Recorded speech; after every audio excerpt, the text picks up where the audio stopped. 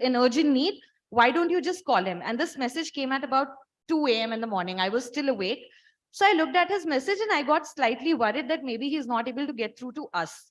So I instantly called my uncle, who of course was sleeping away to glory. He had no idea that he was in dirt need of money.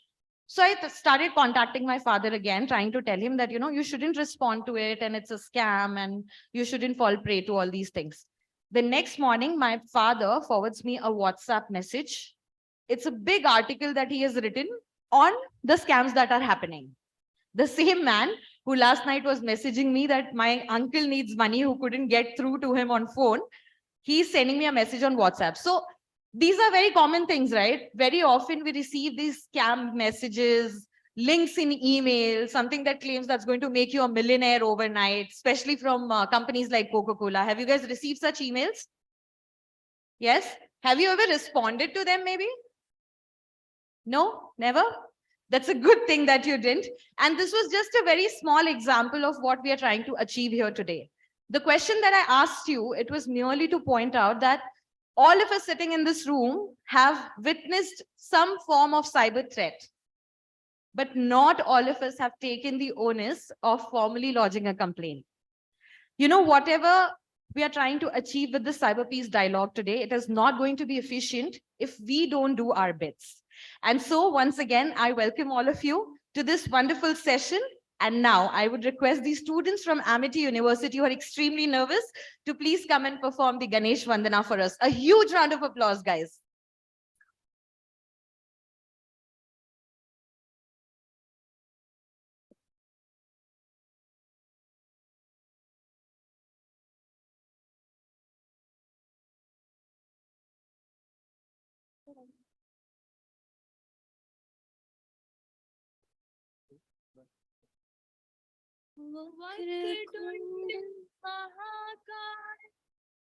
सूर्यकोटि समप्रभा निर्विघ्नं कुरु मे देव सर्वकार्येषु सर्वदा।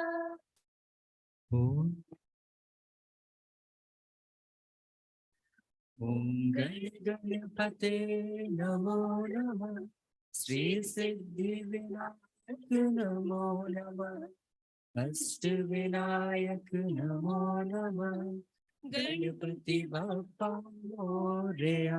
ॐ गणपते नमो नमः श्री सिद्धिविनायक नमो नमः अष्टविनायक नमो नमः Ganpati Bappa Morya.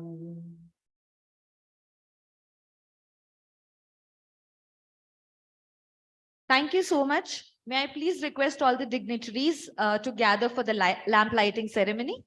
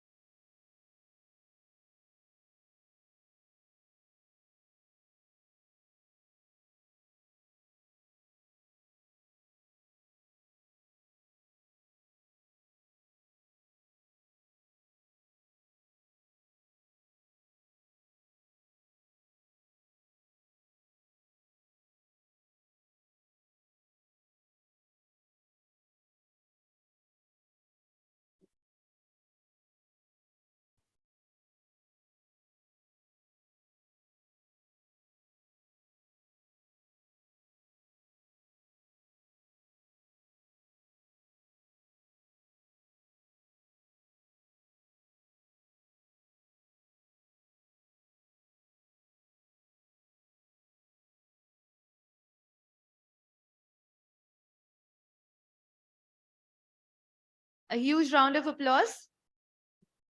Okay, let me tell you guys one thing, though, especially the ones who are not applauding.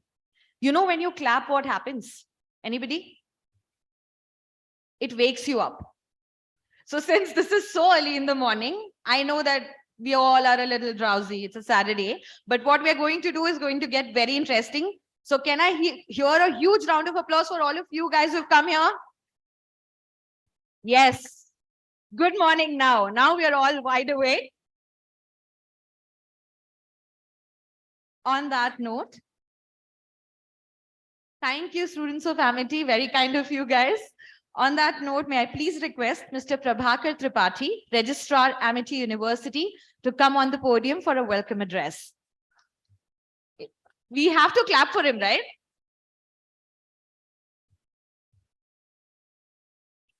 Thank you madam.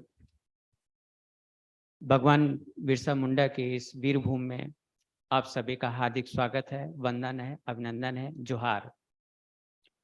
मैं जोहार शब्द को एक बार फिर से सुनना चाहूंगा, जोहार। साइबर पीस और एमिटी यूनिवर्सिटी के संयुक्त तत्वाधान में आयोजित इस कार्यक्रम की शुरुआत में मुझे एक बहुत सुंदर सा श्लोक याद आ रहा है। उद्यमेन ही सिद्ध्यन्ति कार्याणि न मनोरथे, उद्यमेन ही सिद्ध्यन्ति कार्याणि न मनोरथे, नहि सिंहस्य सुप्तस्य प्रविशन्ति मुखे मृगाः। It's very clear. Success can only be achieved through hard work and enterprising. It cannot be achieved by merely desiring of it. Because even for the desire of the king lion, a deer does not enter into its mouth. So, through these joint efforts of CyberPeace and Amity University, this is an effort to make the audience aware, and through their this audience to their family and the public in mass, to aware of the growing cases of cyber cases and to protect them from this current cases there. So without wasting much time, I would like to welcome our respected member of Parliament, Sri Sanjay Seth sir, Ranchi Lok Sabha sir. Please give huge round of applause for him.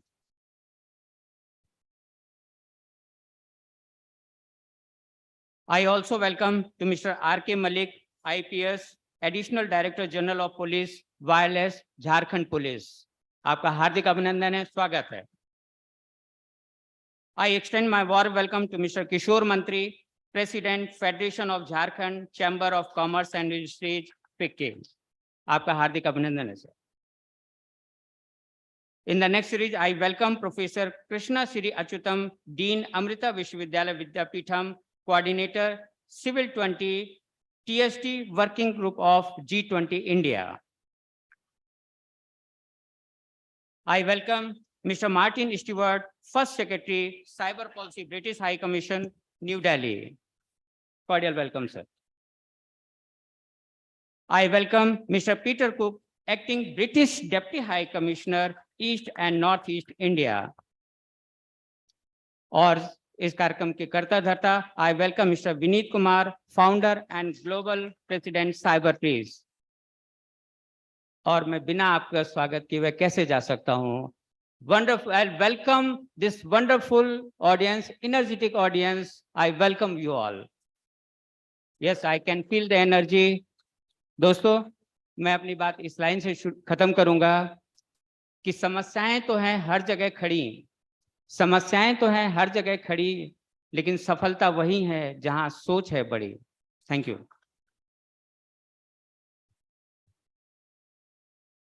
I just went back to college, you know, whenever our professor or anybody from our college sir would come on podium, we would ensure that we wouldn't stop clapping. Kafi sharif bacche hain ye.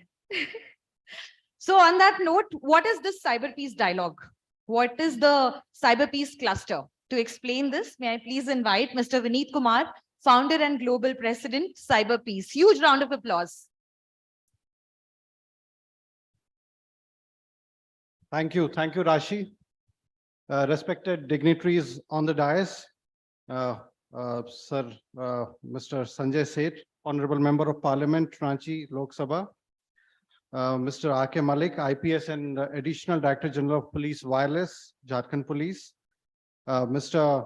Kishore Mantri, President FJCCI. Mr. Peter Cook, the Acting British Deputy High Commissioner, East and Northeast India. Mr. Martin Stewart, First Secretary, Cyber Policy, British High Commission, New Delhi. Dignitaries of the dais, again, I can see our Advisory Council member, Professor A. Khan, the former Vice Chancellor of Ranchi University, also with us. Again, in fact, we have Mr. Prabhakar Tripathi, Registrar, MET University. Thank you, sir, for supporting the event and the function at a very short notice. We have Mr. Ganesh Reddy, also the founder of Citizen Foundation, who is here with us. So it's, I think, a very good kind of an event, a platform where people from industry, academia, civil society, and the government, plus netizens, all of us are here together at one forum. So all thanks to you for making it. In fact, the dignitaries on the dais, off the dais, and dignitaries who are present virtually also with us. We have Mr. S.N. Pradhan, also the Director General of the Narcotics Control Bureau with us. He has a key message also for us. In fact, that will be playing shortly. I also thank the Honorable Governor of Jharkhand. He could not be here for the event, but he has shared a message, which I'm sure will be displayed on the screen for you shortly. The message from the Honorable Governor of Jharkhand. So it's something that I feel very proud and privileged this morning that I'm getting to interact with you. And Ranchi is my home state, Jharkhand is my home state. So I have a lot of belongingness, and I really want to do stuffs that no other state is doing. We have talent, we have the state which is full of cyber talents, and I see that we can play a very big role. Unfortunately, we have been seen as a state, and we have been known as the cybercrime hub because of certain crimes that are emerging from districts like Jamtara. But I strongly feel that we can be the game changer. The CyberPeace cluster, the cybersecurity cluster that we are announcing it for the eastern part of India, I think would be a game changer. From changing the face of the state from, say, the cybercrime hub, certain regions which are known as the cybercrime hub, to the cybersecurity hub, and that too at the international level. So that's the key. That's what we want to wish to do with the clusters. There are different set of activities which is all set to counter cyber crimes and cyber attacks. As you already know, cyber space is already announced as the 5th dimension of warfare. And the various forms of cyber attacks, cyber crimes like phishing, ransomware, malware, DOS attacks, distributed denial of service attacks, cyber espionage, terrorism, identity theft, and crimes like the child sexual abuse, plus cyber-enabled trafficking, which is also affecting the society at large. Crimes that are targeted against children, crimes that are targeted women. There are plenty of crimes, but I strongly feel, and I'm sure, in fact, the other dignitaries also would echo me, is government alone cannot do everything. It has to be a participatory approach where all of us join hands together. Each one of us has a role to play. All of you who are here with us today, all of you have a role to play. Don't think that cybersecurity is a very techie subject. It's not a techie subject, according to me. It just has the word cyber. But the way things have happened, cyber has penetrated into our life. Check your home. On an average, you'll find 7 to 8, 10 devices. आपके घर में 10 से 15 device होंगे जो internet से बात कर रहे हैं. आपको शायद मालूम ही नहीं होगा. आपके फोन आपके पास हैं, लेकिन आपके फोन में करीब 200 सेंसर्स हैं जो आपका डेटा कैप्चर कर रहे हैं. और वो डेटा आपको अगर नहीं मालूम है कि डेटा कहाँ जा रहा है, तो वो चैलेंज है. तो आपको you have to be a aware netizen. I'll not call citizen. I'll call you have to be a aware netizen. आप जागरूक नेटिजन बने, aware रहें, and साथ ही साथ please contribute to the cluster. In fact, the way it comes up, the way it's shaped, because it's just the start, and we are calling it as the first inception meeting of the cluster. So you all have a role to play.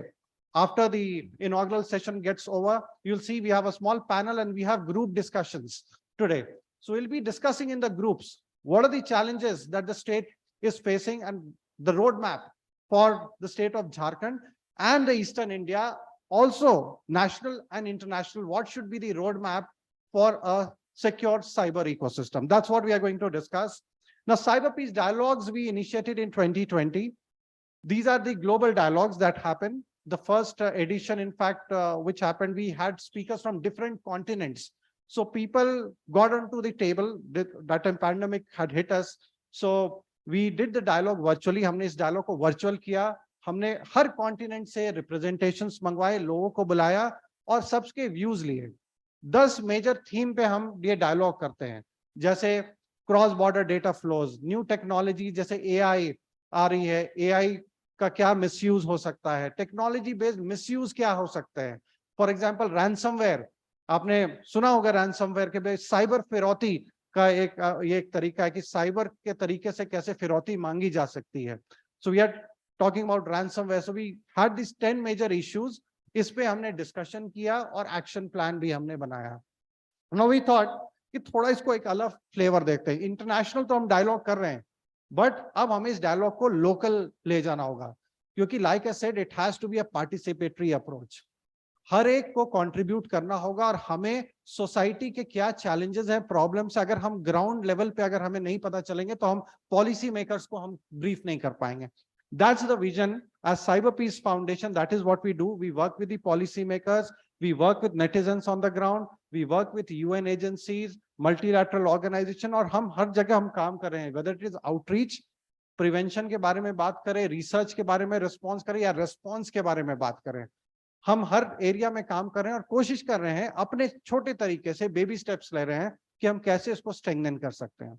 And I'm very thankful to the organizations who have joined us, our partner organizations. Again, I must thank the British Deputy High Commission, Kolkata. मैं खुद एक Chevening scholar हूँ, UK में मैंने पढ़ाई की है, तो I have been constantly getting support from the British High Commission, from the Foreign and Commonwealth Office. They have been supporting our events also. So that way हम लोग global level पे cyber को अगर हमें problems को solve करना है तो सबको साथ में आना होगा.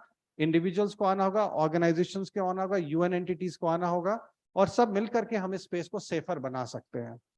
इसमें एक और चीज आपको आपके ज्ञान के लिए मैं बता दूं कि अब डिजिटल इंडिया एक्ट आने वाला है. Honourable minister of state for IT, उन्होंने ऑलरेडी एक पब्लिक अपने स्टेटमेंट में डिजिटल इंडिया एक्ट के बारे में बताया है. पहले बिल है, फिर एक्ट के फॉर्म में आएगा. तो आईटी एक्ट भी इनफैक्ट रिप्लेस होगा. It will come in the form of digital India act.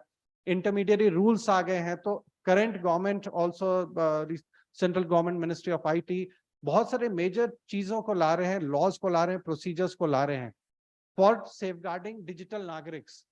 So the minister of IT calls digital नागरिक्स. सो डिजिटल नागरिक्स को कैसे हम सुरक्षित रखें, सेफ रखें, सेफगार्ड रखें, उसके लिए laws, procedures, even cyber security strategy is going to come for India.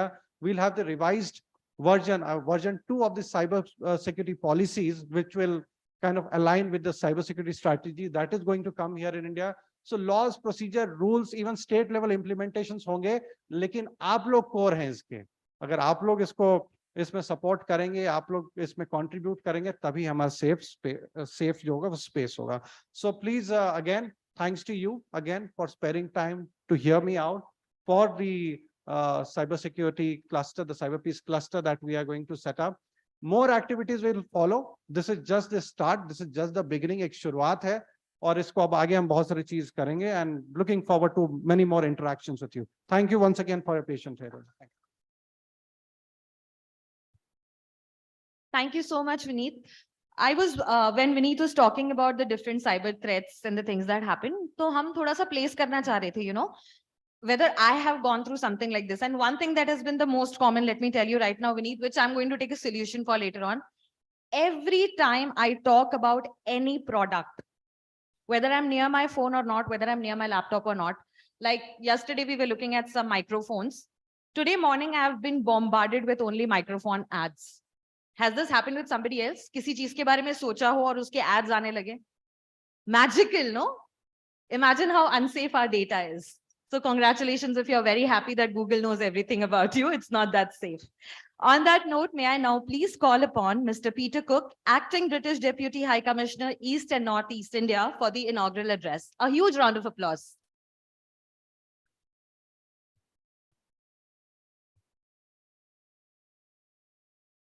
Thank you very much. Namaskar, good morning.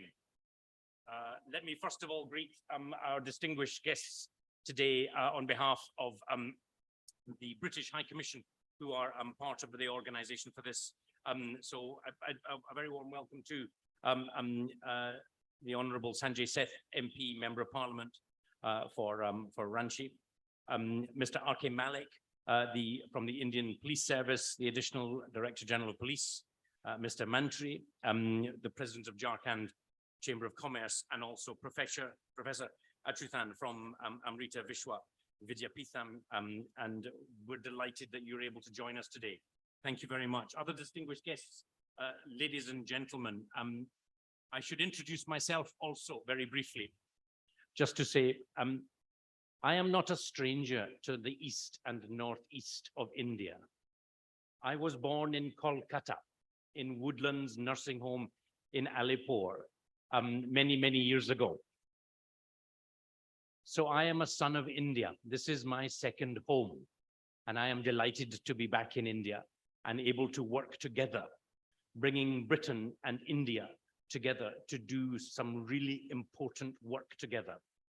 So I'm very pleased to be here in Jharkhand today, in Ranchi. I'm very pleased to join with you. And I'm hoping that this will be the beginning of a very long and fruitful partnership. I hope we will do many more good things together. I'm delighted to see the young students particularly, because I think engaging our young people are going to be one of the keys to solving some of the great challenges we face in the world. Thank you, Mr. Tripathi, indeed, for your lovely, generous words of welcome also. Kind of you to open today. There are three things that I would like to make sure you remember. I'm going to need your attention for 5 minutes, and then you can ignore me and listen to all our other distinguished guests. But I need your attention for 5 minutes because there are three things I want you to remember. The first is that the solution for the challenges we face in the cyberspace will only be achieved if we work together. The United Kingdom needs to work together with countries like India to solve this problem. That partnership, that friendship is going to be vital if we're going to succeed. We know that cyberspace does not have borders. It does not recognize national boundaries. We need to come together as governments to work to protect our society better. And so it is terribly important that governments come together. And I'm so pleased that we are here in Jharkhand today, hopefully trying to demonstrate that the UK government is committed to working with India, to working with Jharkhand, to working with you to find solutions for these problems. The second thing I want you to remember is that it is not just governments. We need everybody to come together. We need academics to come together. We need the private sector to come together.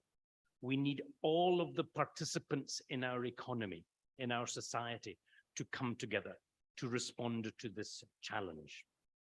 In the United Kingdom, it is vital for us that we build the solution with the private sector.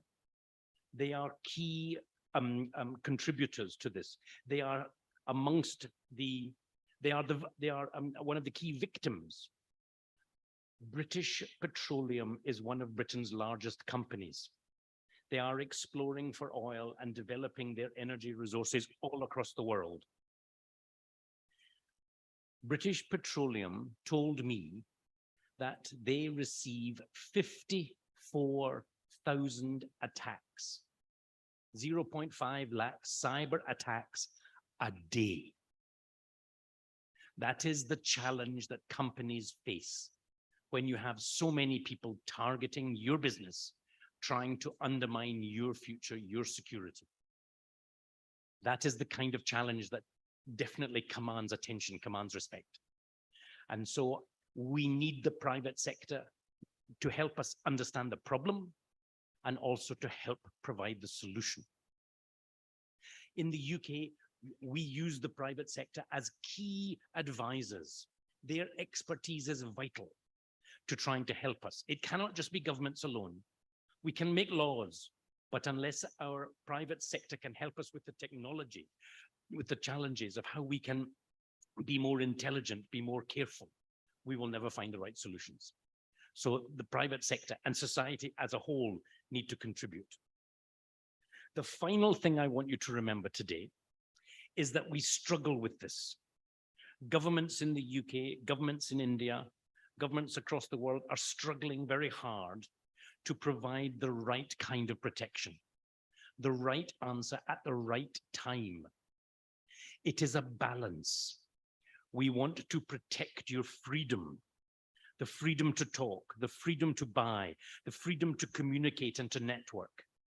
We want to give those freedoms and protect those freedoms so you can enjoy your life with your friends, with your family, in your communities. But we need to provide that protection in a way that does not restrict our freedom, that does not limit our freedom and stop us doing the things we want to do.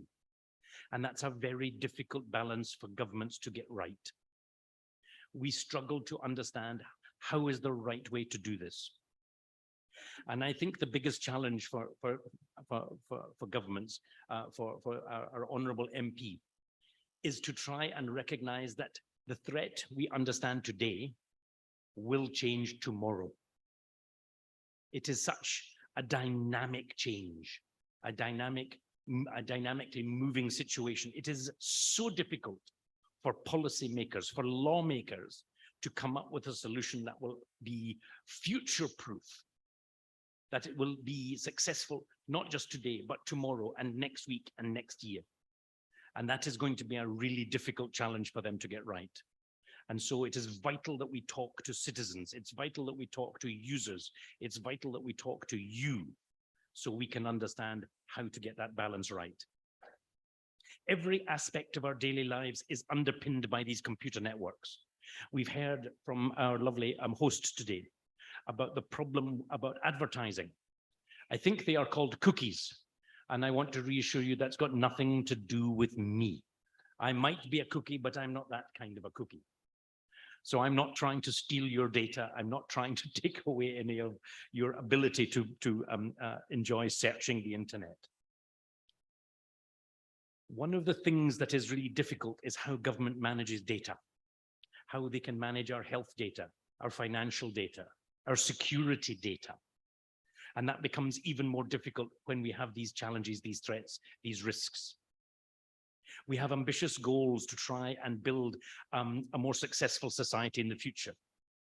And governments are trying really hard to do that well. And I'm so pleased that the UK is working with India to try and solve some of these problems, trying to find solutions that will help us boost more trade, that will provide better security for us, greater defense cooperation, how to help talented young people to be able to study, to be able to access learning, to access information from all corners of the globe, to understand how science and technology can benefit from using data better.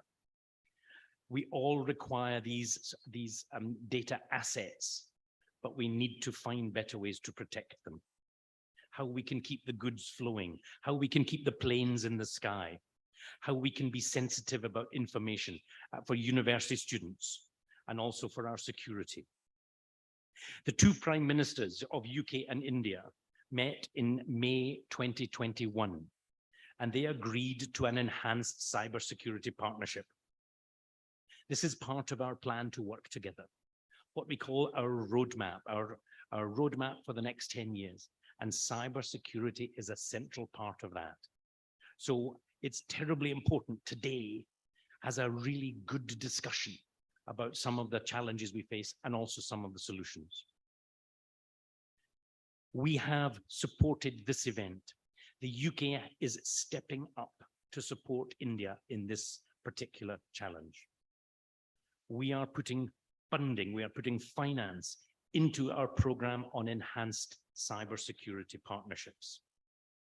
We want to look at our mutual resilience, including on critical national infrastructure, increasing our ability to deter malicious cybercrimes, working together to get the rules right, the frameworks for how this will happen, It needs to be internationally agreed.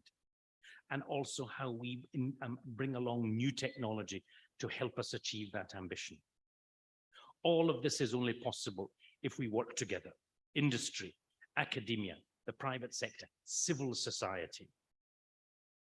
Our program is going to target support and look at collaboration in very specific ways, supporting priorities identified through a committee that we are working with in Delhi, a joint working group looking at cyber capacity building. And you, the students in this room, you are part of that capacity building. We need more expertise. We need more education. We need more learning about this. So your future, your contribution is vital.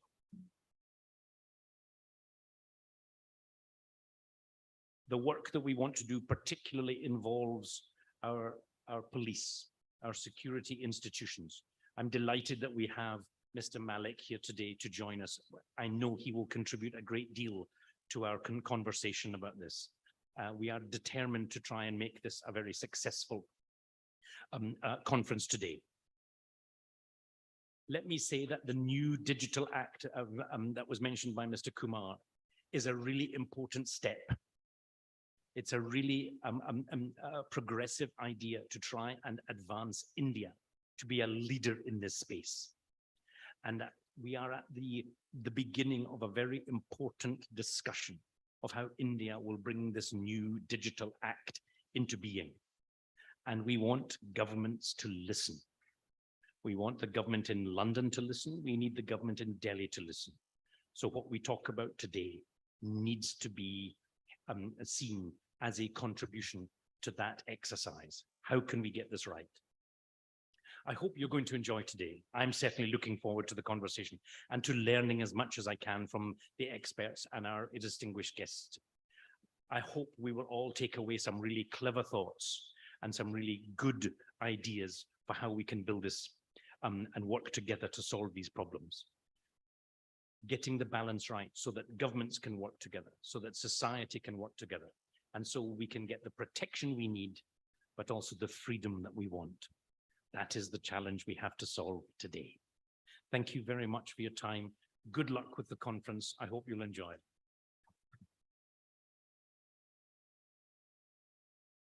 Thank you, Mr. Cook. You indeed are a good cookie. This is the one cookie we shouldn't be deleting, right? Okay, this is something that I'm sure all of you have heard. नमस्कार sir, मैं ABCD bank से बात कर रही हूँ और आपके account में 5,000 रुपए का इनाम जीता है. आप अगर इसको रिसीव करना चाहते हैं तो आपके फोन पर एक OTP आया होगा, वो OTP मुझे दे दें. How many of you have shared these OTPs? No, nobody? Someone you know has? Yes? So I'll tell you, okay, I'm assuming कि आप लोगों को थोड़ा सा बुरा लग रहा होगा कि ऐसे तो अब कौन करता है, but this is legit happened in my office when one person got a call. He thought it was a genuine call. He did not share an OTP, but he went ahead and click on a link and then entered some of his details. And within, I think, 10 to 15 seconds, his account was empty. So it's a good thing that all of you guys are saying a no. On that note, we have a very special video message by Mr. S.N. Pradhan, IPS Director General, Narcotics Control Bureau, Government of India. May we please look at the message?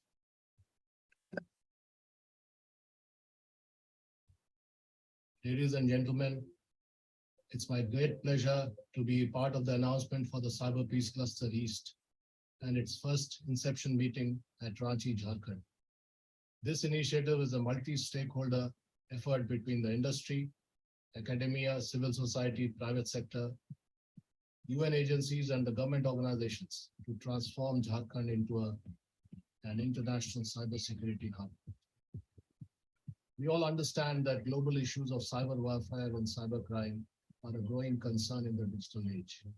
Cyber attacks and cyber crimes can cause significant economic, political, and social damage, affecting not only individuals, but businesses, governments alike. As you may be aware, cybercrime has been a growing problem in our country, and Jharkhand has been one of the worst affected states, both in terms of victims of crimes and a source of crime, much of it initially I was part of in tackling. Some of the important attacks and the forms of cyber attacks and crimes, including phishing, ransomware, malware, etc., we all understand. These forms of cyber attacks and cyber crimes highlight the need for robust cybersecurity measures and strategies to prevent and detect, as well as mitigate their impact. Multi-stakeholder collaboration and coordination are essential to address the global issues of cyber warfare and cybercrime. I'm happy the launch of this CyberPeace cybersecurity cluster is a major step towards ensuring a secure cyber environment for the netizens in Jharkhand and India as a whole. I really wish this endeavor all success and Godspeed. God bless, all the best. Jai Hind. तालियां क्यों रुक गई?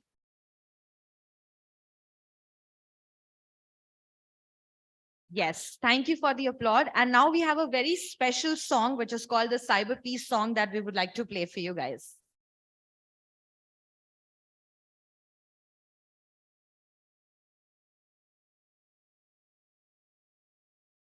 Can we play the song, please?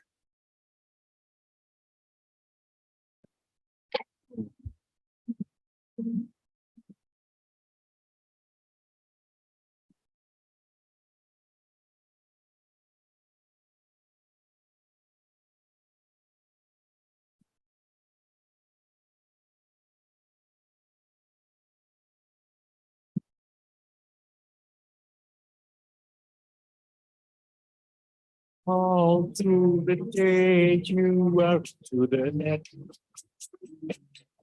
Some Facebook, Twitter, and all the tip that you get. It's a lovely way to stay connected to all your friends. The world of entertainment that never ends. It's a in every way. I bet you can make it safe each and every day.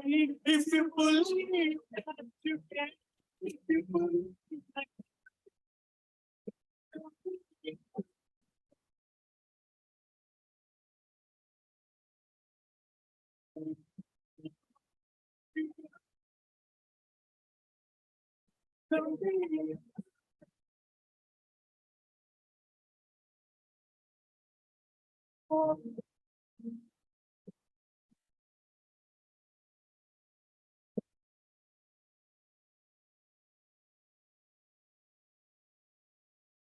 technology drives us through the internet. It makes us vulnerable to potential threats. Together we can make the net a safer place for the women, children, elders, and everyone else. Cyberspace, that's what the cyber be. You and I can make the change for the world to see. If you believe that you can, if you believe like that.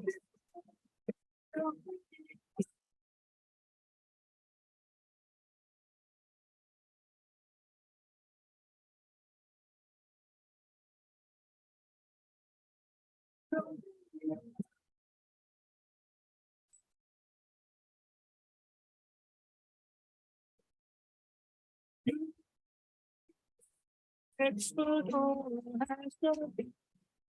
You can be one, put all your faith to ride. You can be a penny, gender or profession. Together you can be the star.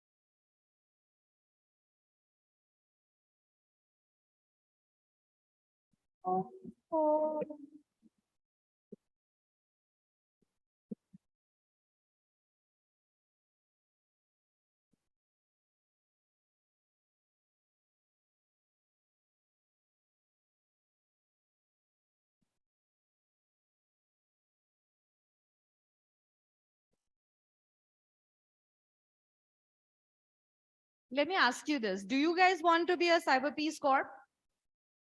What? Students are like not interested. They're like, nahin, hum apna dhyan khud rakh lenge. Do you guys want to be a CyberPeace Corp? Do you want to help the cyberspace be a safe space for everybody? Okay, so on that note, let me now invite Mr. Martin Stewart, First Secretary, Cyber Policy, British High Commission, New Delhi. Please welcome him with a huge round of applause. Good morning, ladies and gentlemen. First of all, I just want to say thank you very much to CyberPeace Foundation, to colleagues at the British Deputy High Commission in Kolkata, and everyone involved in organising today's event. It's an amazing show, so thank you very much for that. I'm very privileged to be here. What I'd like to do is pick up on something that my colleague, Mr. Cook, mentioned around partnerships. And today it's great to see both government and non-government sort of representatives, students here to share experience and knowledge around cybersecurity. As we all know, it's a team game, and so our local, national, and international resilience to cybersecurity challenges depends on the capability of both government, but also businesses, academia, down to the individual citizen. So it's great to come together and strengthen those partnerships here today. What I want to do is just talk a little bit how the UK sees the threat evolving in cyberspace, and then also some of our own experience of public-private partnerships and where perhaps we need to go together next to sort of increase our international resilience. So first of all, starting with the threat. So in 2021, ransomware became the most serious cybersecurity threat facing the UK. The chief of the UK's National Cybersecurity Centre, Lindy Cameron, said that for critical national infrastructure owners and government service providers, it was no longer state actors, but cyber criminals, and in particular ransomware actors, that posed the most direct threat to the UK. And what's really important about this is it's the decisions that businesses make, or network defenders in businesses and universities in other organizations, and decisions they make each day is what protects the UK from attack, not the government. It's kind of our businesses and our academics. This ransomware is evolving, the threat's evolving. So ransomware as a service is emerging as a trend, where actually ransomware strains and commodity listings are available to buy off the shelf or for a share of profits. And that's really driving this trend. And like other international partners, we in the UK have had our own experience of ransomware attacks. In 2020, one of our local government organizations, Hackney Council, was hit by a ransomware attack. It took them months to recover from the incident and cost them millions of pounds. And this happened at a time while they were trying to deliver services to the public during the pandemic, which obviously heightened the risk to particularly vulnerable communities. And all that was started by a ransomware attack. So generally, we see the threats in cyberspace evolving in complexity and severity. As already been mentioned, the range of impacts of these cyber attacks include things like financial loss, intellectual property theft, psychological distress from your own kind of family members being impacted by cyber incidents, as well as the disruption to services and assets. And also, as a sort of consequence of the pandemic, as we've all become more used to remote working, our kind of exposure to ransomware and to other cybersecurity incidents has increased. So I just want to talk a little bit about what the UK is doing to try to respond to the incident. So the first aspect is prevention. And in the UK, we've tried to champion a whole of society concept to dealing with cybersecurity challenges. We want to bring the right people together across government and non-government to really bring a whole of cyber community effort, much like the kind of concept and approach of the hub being launched here today, to bring the best expertise, experience together to tackle the challenges. And we in the UK need to do this. We need to break out of a London mindset. And I wonder if that's something similar here, where we need to actually work with our local government and our regions in Wales and Scotland and Northern Ireland and make sure that we bring cybersecurity advice as close to citizens as possible. And so there's a couple of ways we're trying to do this in the UK. We're developing a more inclusive and strategic national cyber dialogue with industry, academia, and citizens by establishing a new senior national cyber advisory board. And that will build on strong networks that already exist amongst our universities. We're trying to reorientate some of our cyber innovation programs away from, as I mentioned, that kind of London-based approach to bring cybersecurity advice closer to citizens. And we're also trying to take steps to increase the diversity of our cyber workforce. So we know that our national security is going to be benefited by bringing in the best expertise from across the UK.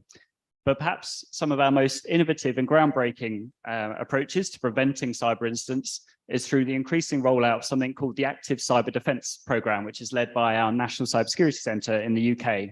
And so just to sort of give a feel for what this programme does, in 2021, it took down 2.3 million malicious campaigns, including 442 phishing campaigns that used our National Health Service branding and 80 illegitimate National Health Service apps that were available outside the official app stores. And so this program is actually a partnership between the National Cybersecurity Centre and companies to reduce the harm from commodity cyber attacks by providing tools and services that protect from a range of attacks. We've also taken the lead globally by developing and publishing the first guide for Internet of Things consumer devices, and that actually led to an international adoption around sort of basic standards for Internet of Things devices. And we also provide comprehensive cybersecurity advice to our critical sectors. And then the second area is around mitigation. So first part was around prevention, but when it all goes wrong and a cyber attack gets through and our data and services are disrupted, we've used our world-leading cyber response capabilities that sit within our National Cybersecurity Centre. They can provide direct support to businesses or universities or other organizations that are victims of cybersecurity attacks. But they also can't handle, I mean, Peter mentioned the sheer number of cyber incidents that impact BP each day.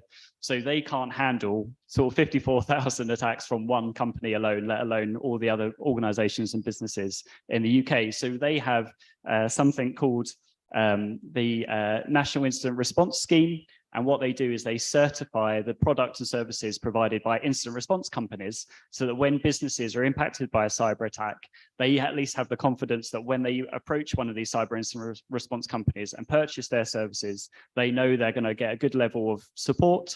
And more importantly, that the cleanup operation will try to do its best to prevent a reinfection in the future. And again, that's a really important partnership where government is working with the business sector to provide services and support at a scale that the government alone can't provide. And I think that's something that we're trialing and find an interesting option. And then finally, as mentioned, there's the work we're doing with international partners like India. And the depth of ties, including in the digital space between the UK and India, is huge. Large volumes of UK data is held and managed by Indian service providers, for instance.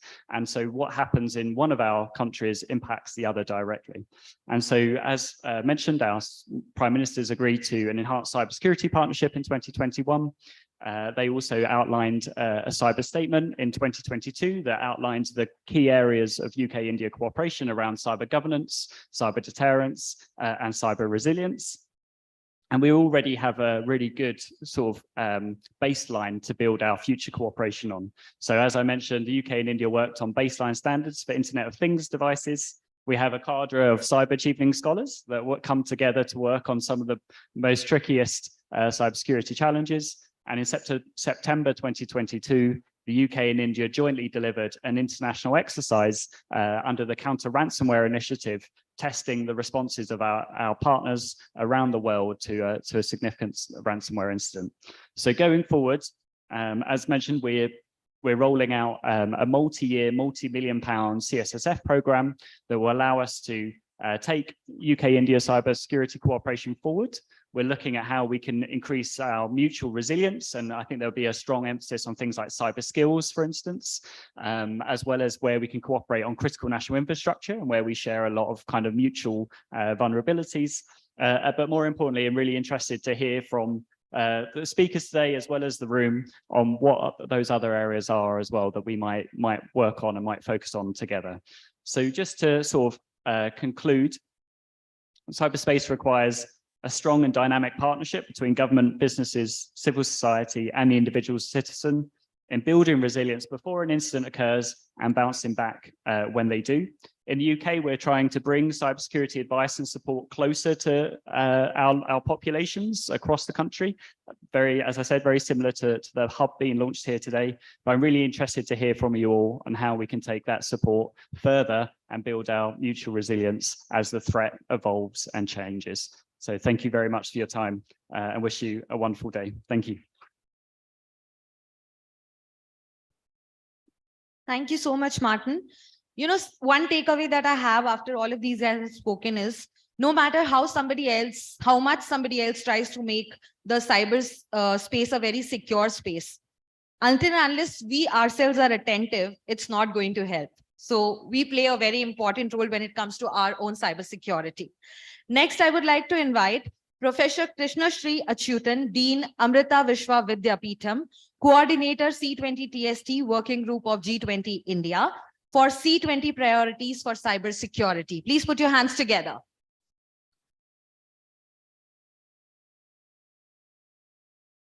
Thank you so much. Are you able to hear me?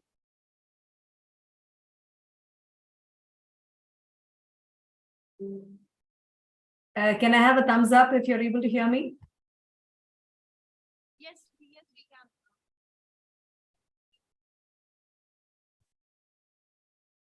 Are you able to hear me? Audible. Are you able to hear me? Yes, we can. Okay, great. Okay. So I think I'm extremely delighted to be here. I really thank Major Vineet Kumar for inviting me here. I think the UK-India cybersecurity cooperation, especially the cluster establishment at Jharkhand, is a very commendable initiative. I was able to hear to Mr. Peter Cook, Mr. Martin Stewart, and others, dignitaries that were part of this program already. And I think I'll just share the fact that the Civil 20, which is one of the major engagement groups of the G20, wherein India is holding a presidency, has a large stake on this topic. And I'll take this opportunity to share some of our own perspectives on why such initiatives are super important for us and for our country. So as we all know that since the advent of internet, the application of internet to connect people and devices worldwide has enhanced efficiency and even catapulted the economic development. However, the reliance on cyber-enabled environments has grown exponentially at individualistic, collective, national, international levels. And this kind of aggressive growth and reliance has also caused setbacks, such as cyber attacks that stem from perhaps inadequate or plausible unaffordable checks and balances. And these have resulted in large-scale compromises, irrecoverable losses, impacting trust and colossal harm both to people and to infrastructure. So while cyberspaces were meant to enhance efficiency and work for overall good of humanity, heinous crimes and wars in cyberspace are commonplace today, and attacking public and civil private infrastructure are continuing to increase in frequency, in complexity, and sophistication. And I think the heterogeneous combination of multidimensional elements that include the opposites of sorts in today's world, modern and archaic, dynamic and passive, interactive and dissociated, create not only multiple points of failure, but a web that is complicated and hard to predict and control. So what we are seeing is actually a change of vocabularies. most people thought softwares were sufficient to protect themselves against viruses. But today, people are investing into cyber insurances. The word exploitation, and I think it was mentioned in at least two of the previous speakers' thoughts that the word exploitation, there's a previous norm today has now become triple exploitation, especially when it comes to the context of ransomware, where you not only exploit the victim, but their organizations and even customers. What were vulnerabilities before has emerged into geopolitical threats. When we talk about landscapes, when it comes to risks or threats, are today landscapes that are not anymore so easily predictable within a horizon, but more deeply founded into the deep and dark webs. And what used to be a disguise or decoy before has now evolved into dynamic deception that combines a mix of defense and offensive measures under the umbrella of maximum protection. And finally, what I wanted to say was we have discussions on cyber attacks that are extremely commonplace today, but now we are migrating into manifestations of cyber pandemics. So all this said, I think numerous deliberations and policies have really helped the world really look at, establishment of several significant milestones. And I think one of them is, for example, the Cybersecurity Index, which ranks countries, which has really given the public, an ability to see a nation's posture in this very clearly. However, if we are truly in the generation 5 attacks or a cyber pandemic or at the verge of a cyber pandemic, the question really remains, are we able to create a reliable defensive vaccine? How do we bring together and strengthen our cybersecurity requirements coordinated between international institutions, governments, enterprises, civil society, and individuals? And actually, this is in fact what we are actually looking at as our primary objective as part of Civil 20. How can Civil 20 go beyond tokenistic participation in some of these policy agendas? And I think India has been a great leader overall in trying to propose and really catapult our 1.4 billion people into mainstream technology drives. And I think at the same time as we are doing this at such a rapid pace, we do have a lot of potential vulnerable people that may be left behind, and we should not allow that to happen. And I think events like these really bring out the larger requirement for awareness and also consensus building that is very much required today. So I really commend this initiative, would love to participate and engage with all of you in the upcoming weeks and months. We are actively putting together a policy recommendation to the G20 countries. Would love to hear each of your voices in that objective. And I really thank this opportunity to connect with all of you. I will request Major Vineet to maybe share our website link, which is c20.amma.org/TST-WG. So I will send that out here, and I'd like to request the organizers to kindly display that to really engage with all of you. With that, thank you again for the few minutes that I was given to participate in this. I would have loved to be at Ranchi, but unfortunately, I did not have the opportunity to come down there, but hopefully we will have an opportunity to connect. Thank you. Thank you so much, ma'am. It has been a pleasure. Before I move on to our next guest, let me ask all the girls specifically this. Have you ever received a message in your inbox that says, "Hi, dear, friendship," with inappropriate pictures? Yeah. So that's also not legal, technically speaking. That's also a form of cyber threat. So moving on, now I would like to invite Mr. Kishore Mantri, President, Federation of Jharkhand Chamber of Commerce and Industries. Please put your hand together.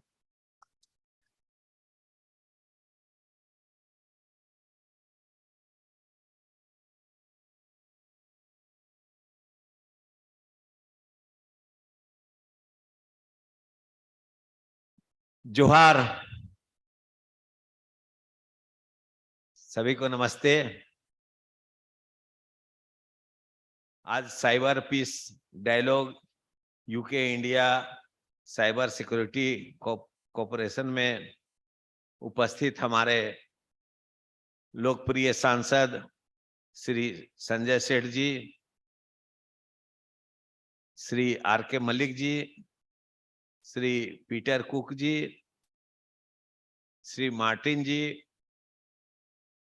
और इस कार्यक्रम के संयोजक श्री विनीत जी, हमारे सम्मानित MIT university के सम्मानित पदाधिकारी, स्टूडेंट और पेरेंट्स, साथ में प्रिंट मीडिया, इलेक्ट्रॉनिक मीडिया से आए हुए हमारे साथी, आप सबों को इस अवसर पर मेरा पुनः नमस्कार।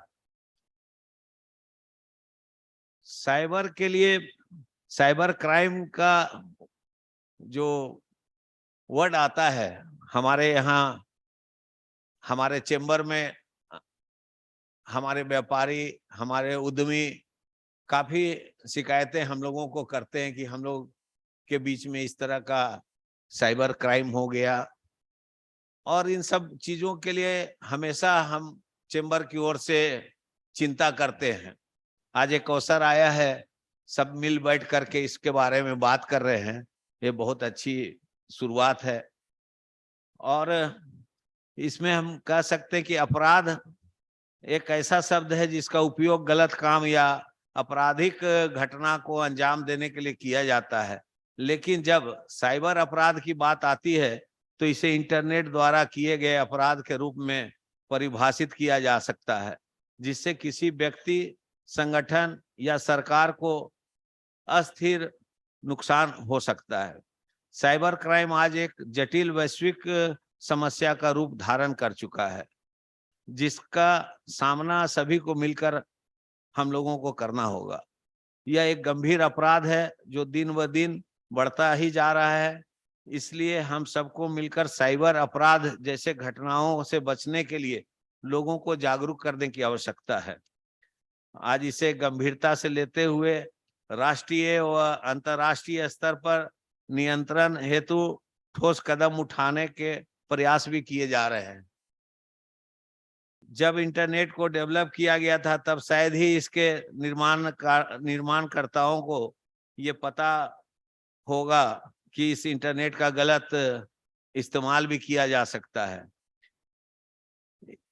इसके एनोनिमस नेचर के कारण ही क्रिमिनल एक्टिविटीज की शुरुआत होती है, और ऐसे लोग जिनका थोड़ा ज्यादा इंटेलिजेंसी है वो इंटरनेट का गलत इस्तेमाल करते हैं।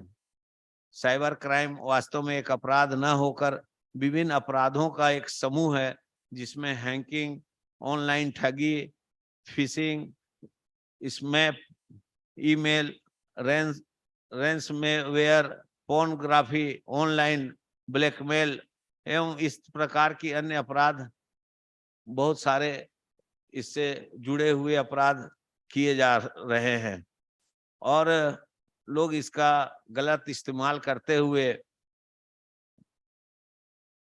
इसको आगे बढ़ा रहे हैं। ये देश की आर्थिक स्थिति को भी हिला डालने की क्षमता रखता है। बहुत से जागरूकता, साइबर क्राइम जागरूकता का यहाँ हमारे झारखंड में भी सप्ताह चलाया गया था, और एक टोल फ्री नंबर 1930 भी उनके द्वारा दिया गया था, जिसमें आप अपनी बातों को रख सकते हैं। और कई एक समस्या या कई एक साइबर क्राइम हम लोगों के संज्ञान में आया, जिसको हम लोगों ने साइबर क्राइम जो थाना है उसमें हम लोगों ने मिल करके उनका वो प्रॉब्लम को सॉल्व भी किया है।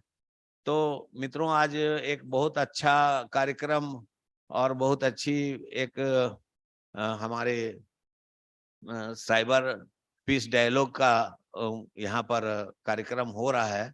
मैं आज इस कार्यक्रम की शुभकामना देता हूँ और सफलता की कामना करता हूँ कि इससे हम लोगों का पूरे झारखंड में एक मैसेज जाए कि साइबर क्राइम के अवेयरनेस के प्रति और उसके जानकारी के लिए हम लोग क्या क्या कदम उठा सकते हैं। जहां तक सवाल है कि हमारा जो ये प्रदेश है उसमें पिछड़े जिले जो हमारे हैं वो उस जिले के रहने वाले लोग ज्यादा इस क्राइम के शिकार हो जाते हैं क्योंकि उनको अवेयरनेस की कमी होती है। तो मैं चाहूंगा कि यहाँ पर से एक ऐसा आवाज जाए जो हमारे नीचे पायदान में खड़े लोगों तक ये आवाज पहुंचे कि हमको साइबर क्राइम को रोकने के लिए हम क्या क्या कर सकते हैं। इन्हीं सब बातों के साथ में मैं आप सबों को पुनः धन्यवाद देता हूं। Thank you. जोहार। Thank you, sir. So moving on, I would now like to call upon Mr. R.K. Malik, IPS Additional Director General of Police, Wireless, Jharkhand Police. Please put your hands together for Mr. R.K. Malik.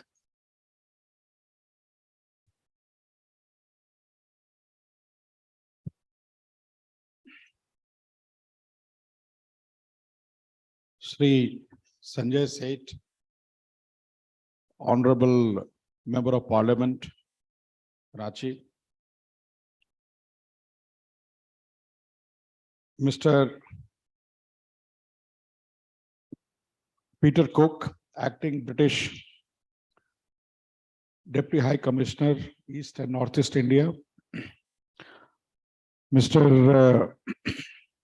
Martin Stewart, First Secretary, Cyber Policy, British High Commission, New Delhi, Shri Vinit Kumar, the Global Head of CyberPeace Foundation, all the dignitaries present here, and members of media. When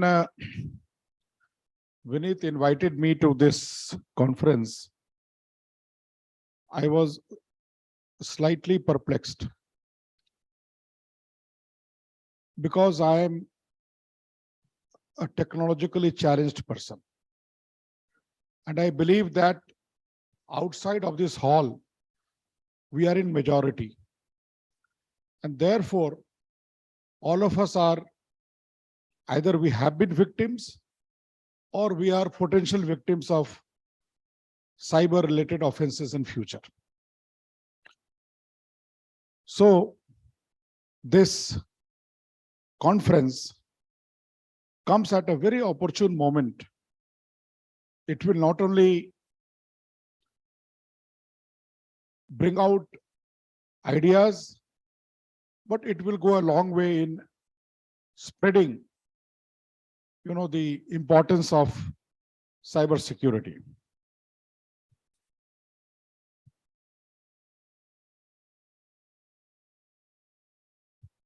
It is my great pleasure to be part of the announcement for the CyberPeace Cluster East and its first inception meeting here at Ranchi, Jharkhand. This has not come a day too soon. My earlier speakers have already laid down the basic foundations of the threat that we face in the cyber world and the need for cooperation and collaboration among all the stakeholders.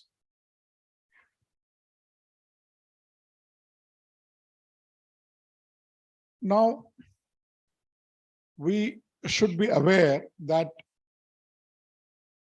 the weakness that we have in the cyber world is of three levels. First is the structural weakness, that is the hardware, the systems that we are using, how far they are protected against potential cyber attacks. Then we have the network security, that is the software, data security, how we should be able to protect the data that we have, enormous data that we have in the country. And the third is the human factor, the human security. Now, we in Jharkhand, we had the dubious distinction of having a major OTT series called Jamtara on Netflix. And I would recommend Mr. Cook and Mr. Stewart to look up the season 1 and season 2 of Jamtara. But what was happening in Jamtara? Was it actually cybercrime? I would be slightly circumspect in calling them purely cybercrime. What they were doing, they were using basically 3 human sentiments. That is lack of knowledge, greed, and fear to take the information from us only. They were not hacking into our system. They were asking for our own information, our own OTPs, our own PIN numbers, and we would be in some moments of some confusion, we'd be parting with this knowledge. So basically, it was a kind of a theft, cheating. Cyber crime as a whole is a much wider subject, and we should not be distracted by these phone calls that we get. That is a part of, very small part of the entire game. We have to realize that in our country and across the world, digitization is increasing exponentially. Digitization is a must for good governance. Digitization is a must for service delivery. And just imagine, we have, I think, opened 40 crores bank accounts in the last few years under the Jan Dhan accounts. So all of us, we are now becoming more and more exposed to a digital world in our working. We are not dependent upon travel agents for booking our tickets. Most of the service delivery, we use the aggregators are on the platform. We use our mobile, we use our the cyber world that we are living in to get service delivery, and this is going to increase in future. Now, under these circumstances, the government has a very major role to play. They will have to frame policies. They will have to create such mechanisms where we are able to protect our data. Now, just imagine, what is that we call liberty? What is the meaning of liberty? Liberty is not only going to the booth, polling booth, and voting for the government once every 5 years. Liberty is that you have a private space which is sacrosanct. You don't want anybody to invade your private space. Whereas unknowingly, our private space is shrinking every day. We are always on net. Every detail of our life is being exposed, and this is increasing the possibility of cyber attacks happening. We have seen that cyber warfare has become a major challenge now. Unfavorable governments or rogue regimes are now open to manipulating the mandate of a country in elections. That is the level of, threat that we are facing now. And at the end of the food chain, there is the police. There is a law enforcement agency, because we have to actually finally investigate and bring the offenders to book, and which is a very difficult task, because most of the crime which is happening is intangible. It's not a product. It's not like your motorcycle has been stolen and we recover it in one piece. It's not like that. It's very intangible. It's very fuzzy. So I hope and I believe that after today's conference is over, the CyberPeace dialogue would be able to throw up certain ideas, certain concepts, how to skill the police force, how to skill the agencies which are involved in investigating these crimes, how to keep pace with, or not to keep pace, to be a step ahead of the people who are involved in cybercrime, as Mr. Peter Cook so eloquently put. For them, the boundaries of the country don't exist. They exist in a very gray area. They can be sitting anywhere in the world and the crime may be committing at any other part of the world. So we are entering into a very new kind of ecosystem for which we have not been prepared till now. So I hope, I believe that the excellent initiative which Vineet has taken would lead to some sort of throwing up excellent ideas, throwing up challenges for the government and all stakeholders to meet in future. Thank you very much. Thank you so much, Malik sir. Before I call upon the next guest, एक बार sir से पूछ के देखें कि क्या उनके पास कभी कोई स्कैम कॉल आई है? Malik sir, Vineet sir, what about you? नहीं, डेली? संजय सर आपके फोन पे आते हैं? मतलब आप, all of you guys can imagine if these guys can get such scam calls, how careful do we need to be, right? On that note, let me now call upon Shri Sanjay Seth ji, Member of Parliament, Ranchi Lok Sabha. जोरदार तालियों से स्वागत करिए.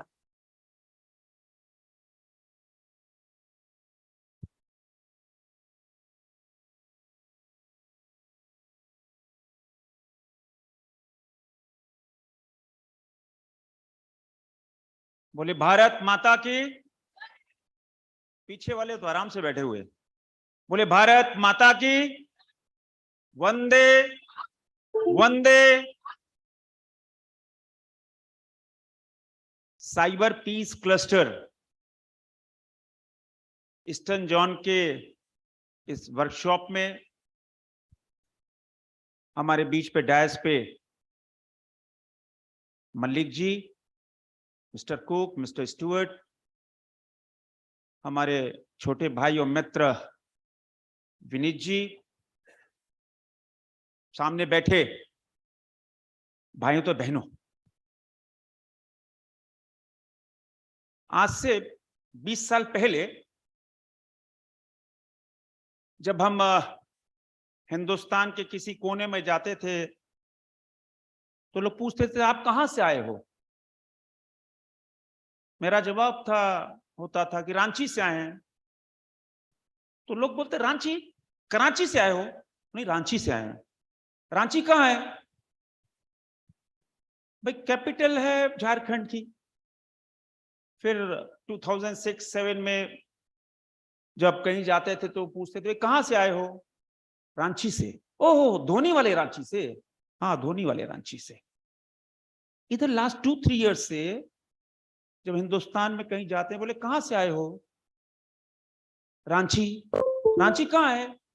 मैं capital है झारखंड की। ओहो, जहां जामताड़ा मॉडल है, जहां जामताड़ा है। आप देखो, ये जामताड़ा मॉडल जो है फ्रॉड का, साइबर क्राइम का, वो रांची और धोनी से भी ज्यादा जाना पहचानने वाला अड्डा बन गया है। जामताड़ा एक बहुत छोटा सा, और हम कह सकते हैं कि जामताड़ा में विजिट मेरा बहुत हुआ है। गांव-गांव हम घूमे हैं जामताड़ा में, बहुत गांव-गांव में। आप जामताड़ा के गांव में जाओगे, आप बिलीव नहीं करोगे, जहां सड़क नहीं है वहां पर 30-30, 40-40 करोड़ रुपए का मकान बने हैं। दुनिया की हर सुविधा उस मकान में है। और ये कहां से आया? पैसा कहां से आया? यह पैसा साइबर क्राइम से आया। और जामताड़ा मॉडल पूरे हिंदुस्तान के लिए चुनौती बन गई है। और वो कोई ऐसी जगह नहीं बैठते कि वहां बहुत सारे साइबर एक्सपर्ट्स बैठ रहे हैं। नहीं, वो खेतों में बैठकर खेतों में बैठकर साइबर क्राइम करते हैं, इतने एक्सपर्ट, और उनके आगे बड़े बड़े साइबर एक्सपर्ट्स उनके नॉलेज के आगे बोने लगते हैं। आप देखो कि जहां दुनिया, पूरा हिंदुस्तान डिजिटल वर्ल्ड की ओर बढ़ रहा है, बढ़ना भी चाहिए, लेकिन उतनी तेजी से हम साइबर क्राइम की ओर बढ़ रहे हैं।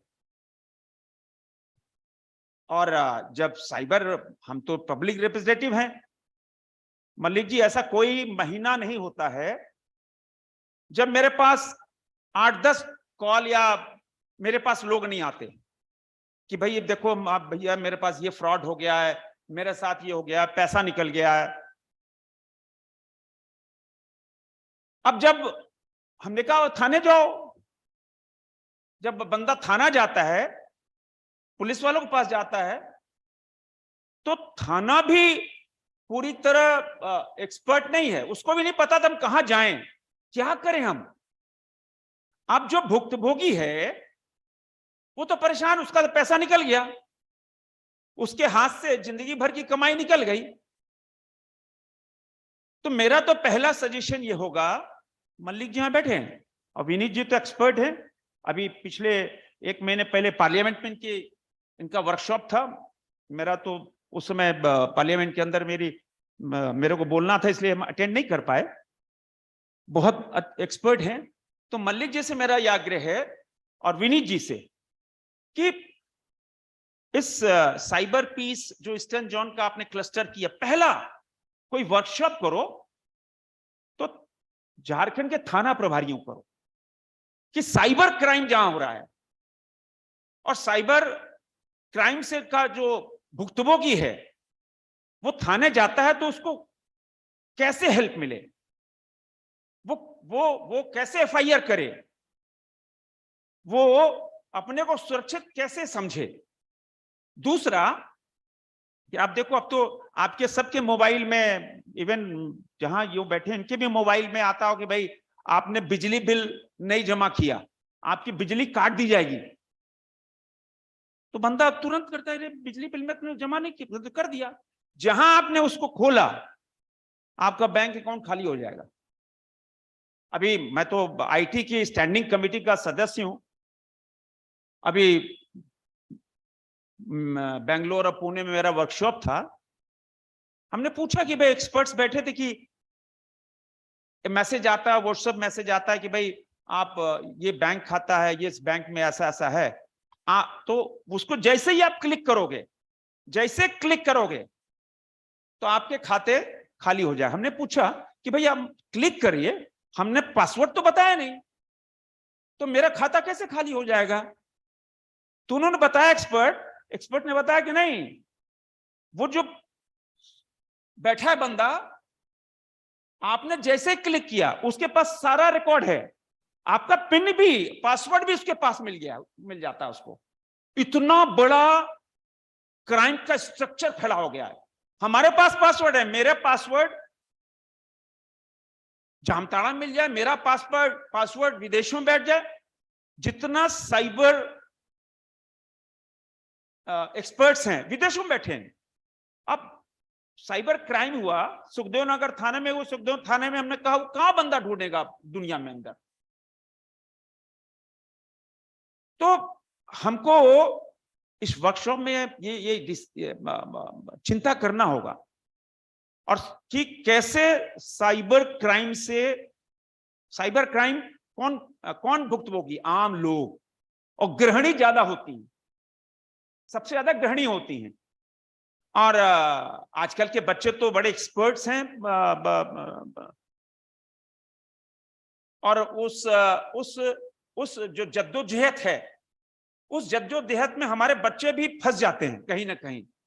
तो कैसे पूरी सोसाइटी में एक ऐसा जनजागरण हो कि कोई किसी की जिंदगी भर की कमाई नहीं निकले।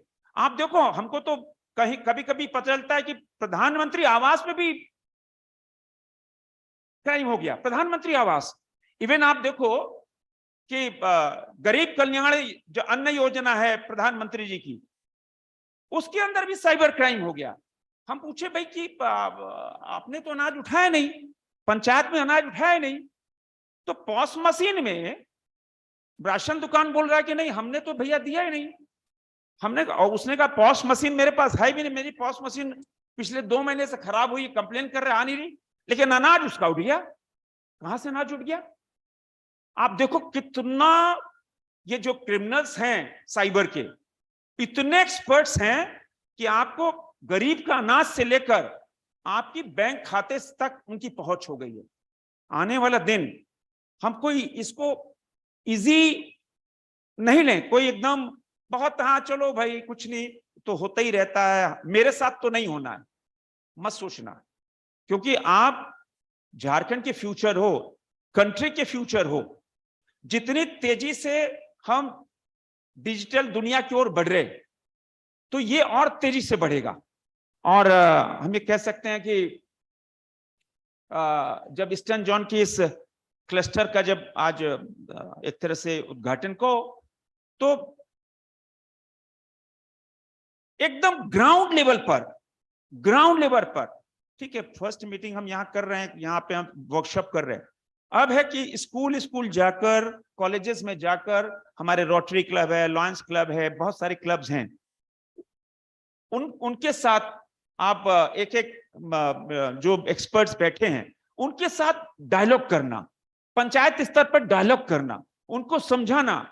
और मीडिया के मित्र भी हैं, मीडिया के मित्रों से भी मेरा निवेदन है कि यह जो साइबर क्राइम है, ये एक बहुत बड़ा रूप ले लिया। आपने 2 महीने पहले सुना होगा, एम्स का पूरा वो हैक हो गया। एम्स जैसी संस्था, आप देखो कि एम्स जैसी संस्था का पूरा वो हैक हो जाना, उसको फिर रिवाइव कर लिया 2-3 घंटे के अंदर। लेकिन आप कितना बड़ा क्राइम है और कितने क्रिमिनल माने टेक्नोलॉजी कितने स्ट्रांग हैं। तो ये कल नहीं हो सकता कि साहब मेरा नहीं होगा, मेरे बैंक खाता के साथ नहीं होगा, मैं तो पढ़ा लिखा आदमी हूं, मैं तो सांसद हूं, मैं तो डीजीपी हूं, मैं तो सीनियर एसपी हूं, मेरे साथ नहीं होगा। नहीं, ऐसा नहीं सोचना। हमारी छोटी सी चूक से पूरी जिंदगी भर की कमाई निकल सकती है। अब सोचना है कि कैसे इससे बचा जाए। तो बचने का एक ही उपाय है कि ज्यादा से ज्यादा समाज के अंदर, पूरी सोसाइटी में, every corner of the society, कोई कॉर्नर नहीं बचना चाहिए सोसाइटी का। होता ना कि अरे भाई भगत सिंह तो पैदा होना चाहिए, हाँ भगत सिंह तो बहुत जरूरत है हिंदुस्तान में, लेकिन मेरे घर में नहीं हो, पड़ोसी के घर में हो। पड़ोसी सोचता है कि नहीं मेरे घर में नहीं हो, पड़ोसी के घर में हो। नहीं, भगत सिंह चाहते हो तो हर घर में भगत सिंह पैदा होना चाहिए। इसी तरह हमको इस साइबर क्राइम से बचने के लिए हर घर जाकर, कोई भी बंदा ऐसा नहीं हो जिससे हम डायलॉग नहीं करें, ऐसा कोई भी सोसाइटी नहीं हो जिससे हम डायलॉग नहीं कर सकें। नहीं करेंगे, आने वाले 5 साल, आने वाले 10 साल बहुत कठिन दौर में होंगे हम सब। और हम सब जब जिंदगी भर, वर्ष भर मेहनत करते हैं और मिनटों के अंदर मेरी प्रॉपर्टी, मेरा कैश, मेरा बैंक बैलेंस 0 हो जाएगा।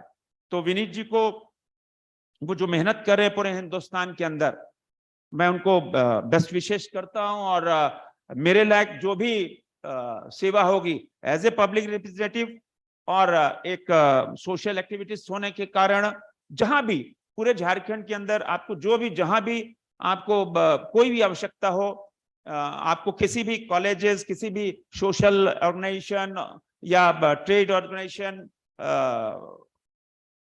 ट्रेड इंडस्ट्री एसोसिएशन, कोई भी, कहीं भी आपको कुछ भी डायलॉग करना हो, वर्कशॉप करना हो, क्योंकि डायलॉग और वर्कशॉप और सेमिनार करके ही हम इससे बच सकते हैं। आज के दिन में आप सबको शुभकामना देते हुए और सचेत करते हुए, आइए इस साइबर क्राइम से बचने के लिए हर बंदा, जब जैसे हम सब फेसबुक, व्हाट्सएप और इंस्टाग्राम को रोज सर्च करते हैं, रोज देखते हैं, तो वैसे ही हम इंस्टाग्राम में, अपने सोशल मीडिया अकाउंट में साइबर क्राइम से बचने के लिए एक बहुत बड़ा अभियान चलाएं। आप सबको मेरी तरफ से बहुत बहुत धन्यवाद। जय भारत, जय Jharkhand. Thank you Sanjay sir. Actually Sanjay sir ने जो शुरुआत की थी, मैंने सोचा था कि मैं भी वैसे ही शुरुआत करूंगी कि आजकल हम लोगों को जामताड़ा के नाम से जाना जाता है, which is not a very good thing, right? So to culminate all of this, आज जो भी हमने यहाँ पे सुना है, we have been talking about how you can keep yourself safe from cyber threats and cyber crimes that are happening around you. And it is not just limited to you having two-factor verification on Instagram and Facebook, let me tell you. It goes well beyond that, for which we will hold a dialogue post our lunch session. And now I would request Vineet sir to please present the mementos. Could we please have the mementos on stage?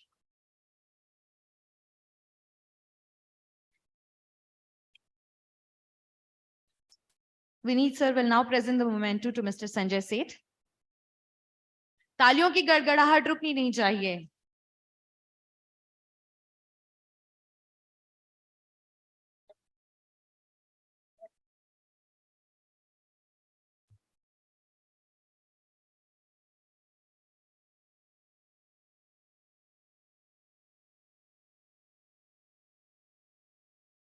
I would request Vineet sir to please present a memento to Mr. Peter Cook.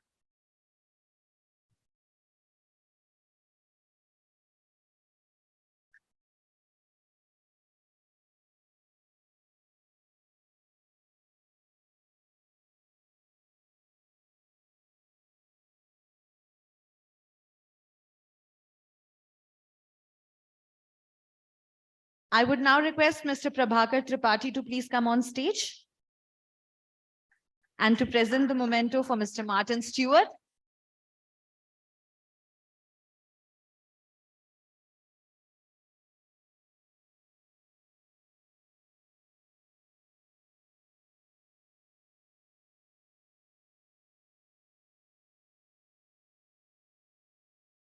I would now invite Ms. Ajita Menon on stage, please.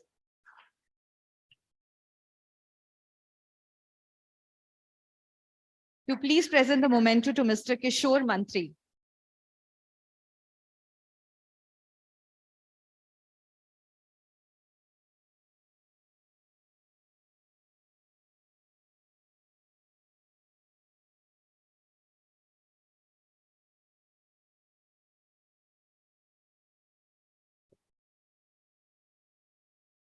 Now I would request Professor A.A. Khan to please come on stage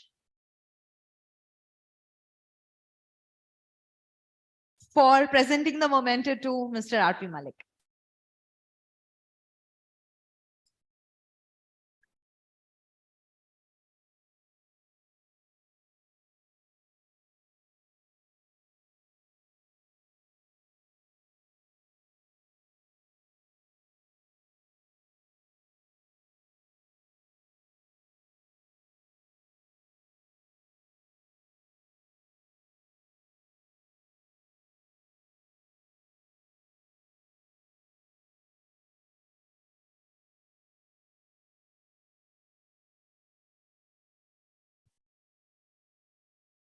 Thank you, all of you, once again. Once again, can I please have a huge round of applause for this wonderful session we have had? And now I would like to invite Ms. Shimoni Prasad, Senior Manager, External Communications, CyberPeace, for the vote of thanks.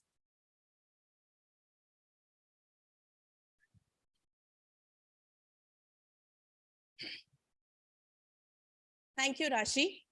Ladies and gentlemen, I take the honor of giving the vote of thanks at the prestigious event of CyberPeace Dialogue, UK-India Cybersecurity Cooperation. As Mr. Cook mentioned, that cybersecurity does not have boundaries. And all of us, as I always try to say this while I'm gathering with wonderful audience like you, that this, all of us, is you and I. And to let us all pledge together to ensure that we will all contribute our bit to the cyber world in a positive way. Can we all raise our hands and say, we pledge? All of us, raise your hands and say, we pledge. It can be louder, please. Thank you so much.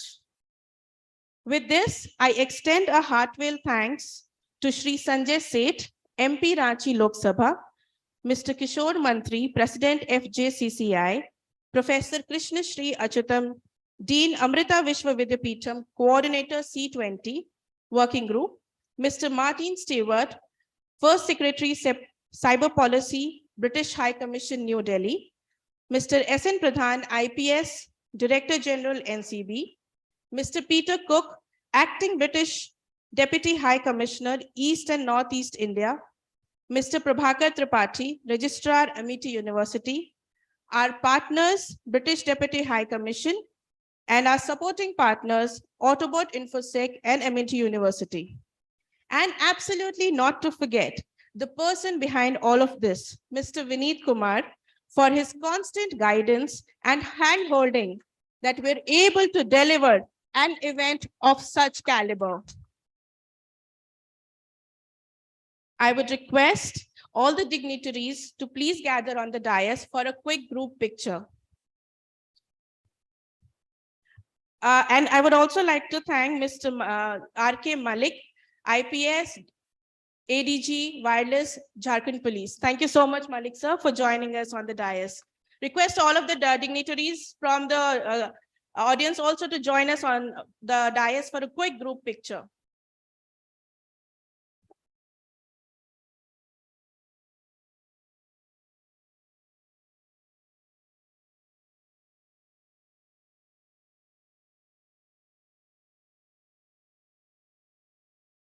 Ms. Ajita Menon, Dr. Sangeeta Laha, please join us on the dais.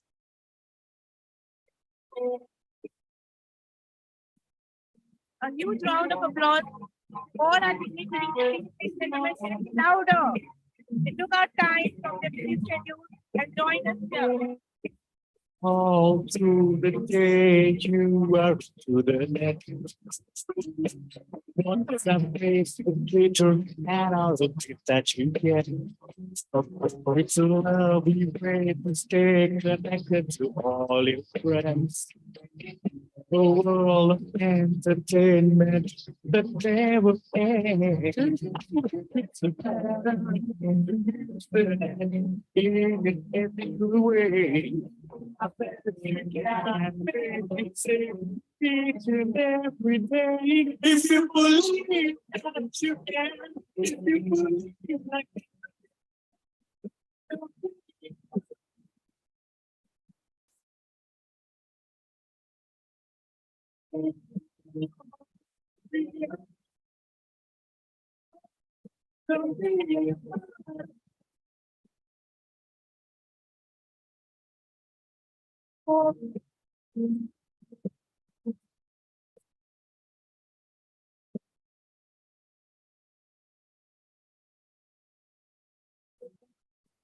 technology drives us through the internet. It makes us vulnerable to potential threats. Together we can make the net a safer place. For the women, children, elders, and everyone else. Cyberspace, that's what the life would be. You and I can make the change for the world to see. If you believe that you can, if you believe like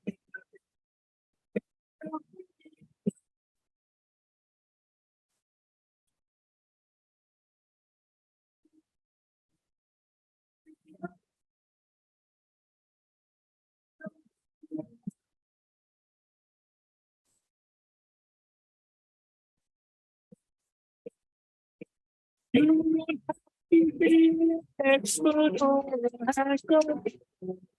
You can be anyone, lawyer, to writer. You can be any gender or profession. You can be the star.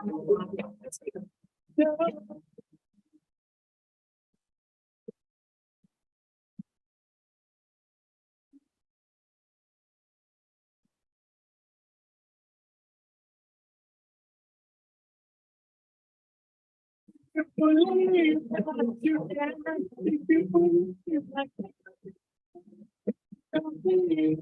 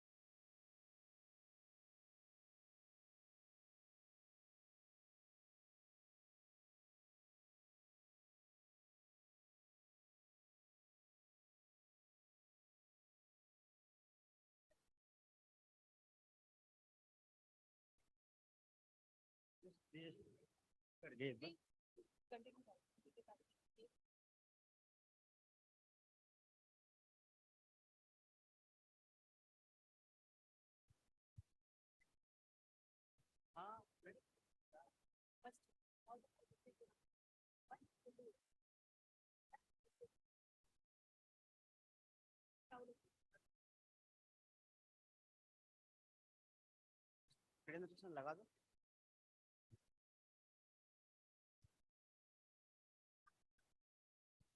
मैं ऐसे इसमें thank you. Stage पे जाओ, उस पे चले जाओ।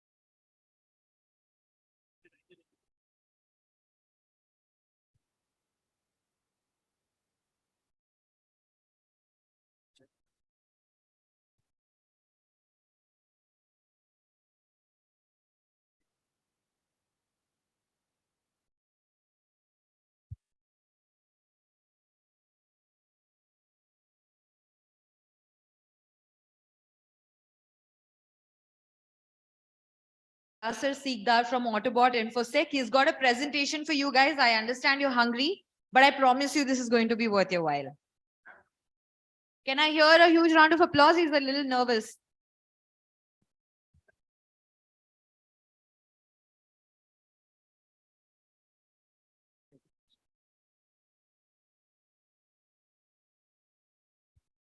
So hello everyone, my name is Parashar Sikdar and I work as a cybersecurity expert and professional in Autobot InfoSec.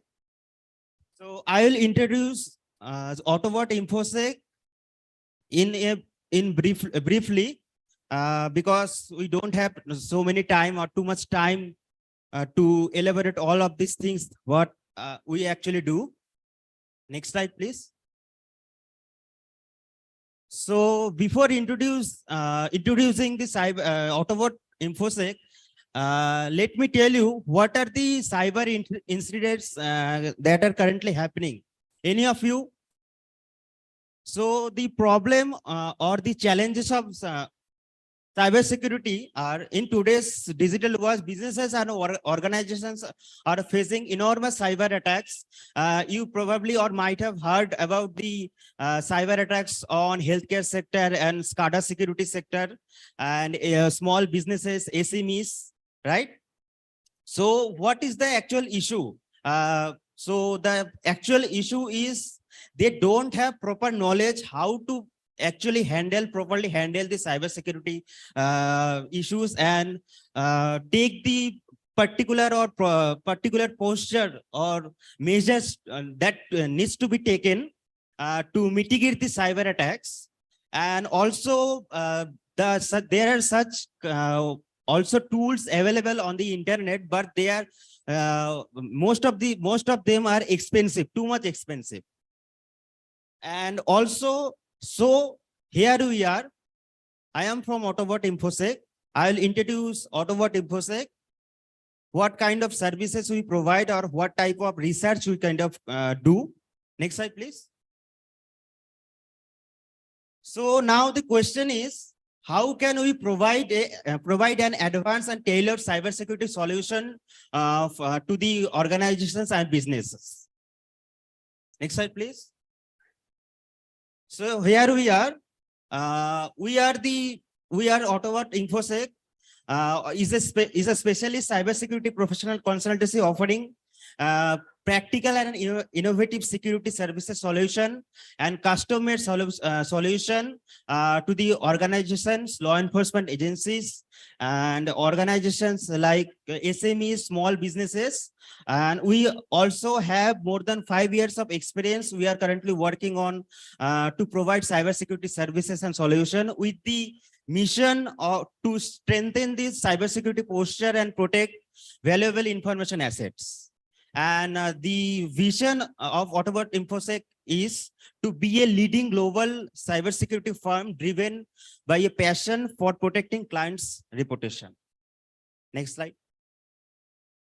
So what are the core values of Autobot InfoSec? So we provide comprehensive solution, cost-effective services. As I already mentioned, there are such tools available on the internet.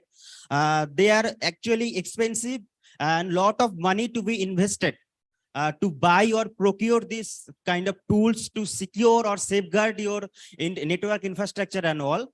So here we are, and we provide cost-effective solution and custom services to the organizations, law enforcement agencies, and the SMEs businesses. Next slide, please. So these are the core services that we provide. Not all the services have been mentioned in the slide because of the space constraint.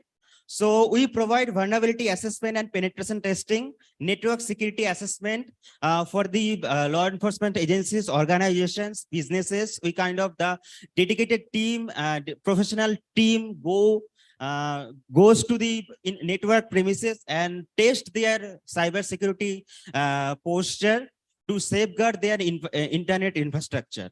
And we also provide cyber threat intelligence where we deploy cyber threat intelligence sensors under any organization's premises. We also provide endpoint risk assessment services. And also we provide ICS and SCADA security.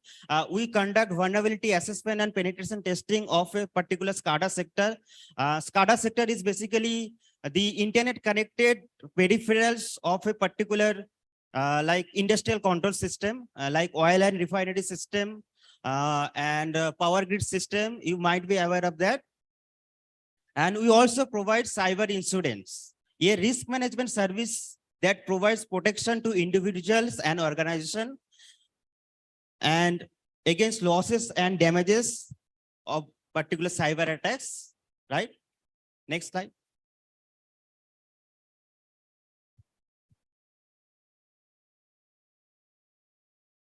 So we also, apart from the services, we also conduct research and awareness training, cybersecurity training for the security training for the board of directors of a particular organization, so that we actually deliver the posters or measures that can be taken to mitigate or safeguard their infrastructure. And we also provide awareness security training for the employees of the organization and businesses. Cybersecurity training for netizens, online women's, children, and also old age person. And training for the security youngsters and social media savvy persons. Cybersecurity training for women and senior citizens. We also conduct open source intelligence training for the law enforcement agencies, where we deliver the kind of investigation techniques that can be taken by the law enforcement agencies personnel, how they can get arrested the perpetrators of the digital crime that are happening on the cyberspace. Next slide. And we also conduct cybersecurity research, phishing simulation assessment for the employees. We kind of simulate a phishing link and circulate or disseminate under any organization employees. And we also do malicious application analysis, reverse engineering of a ransomware. We also try to get the CNC server, commander control server, so that can be fed to the IPS system and can be blocked in future. Detection of phishing site release. We also release threat advisories based on the cyber attacks happening on the cyberspace. Like phishing attack, malicious attacks. I already mentioned that we collect the malicious payload and reverse engineers the payload and release the threat advisories. Also, the team works as an incident responder.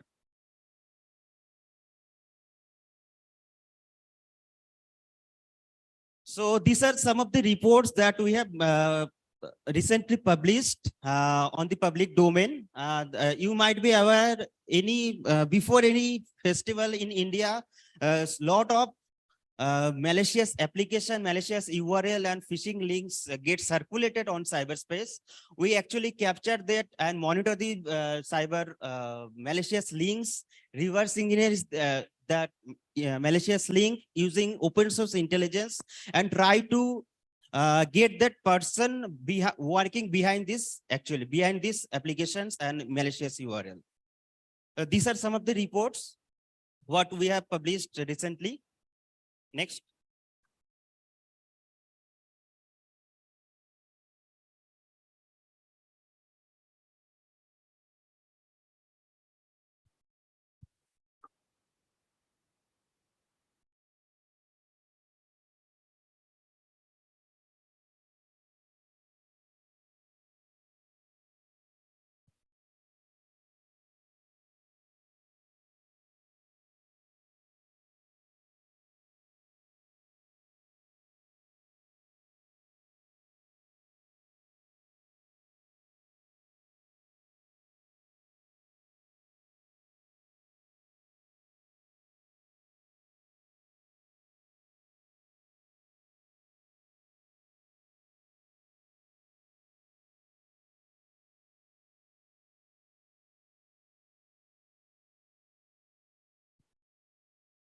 So these are some of the media coverages. Some of the big brand media houses have already covered our research reports that we have been publishing on public domain. We have busted some of the phishing gang and malicious URL.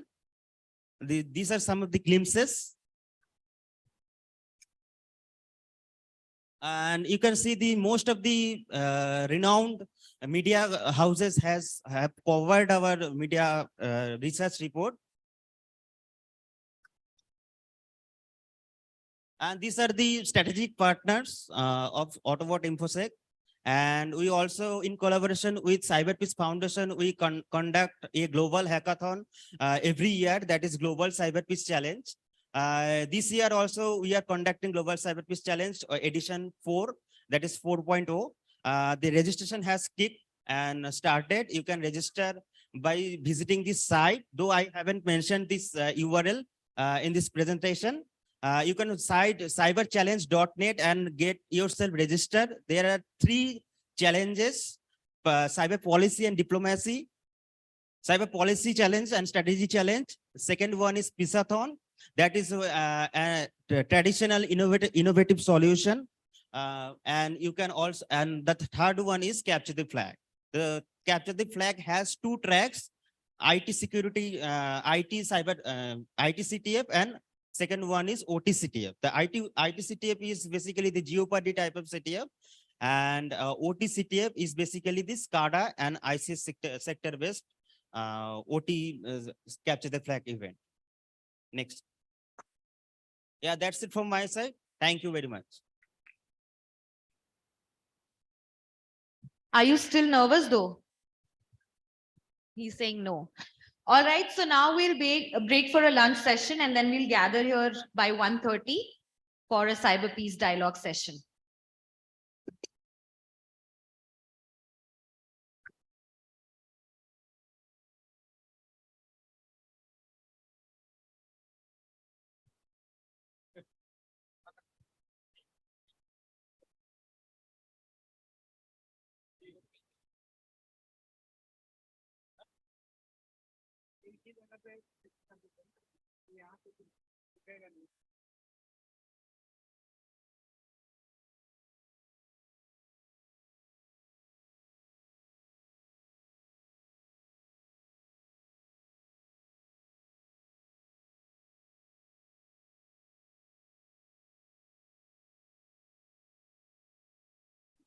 With the netizens, and it's across. It's not just tier 1 city, tier 2 city, tier 3. It's also going to the villages and smaller towns.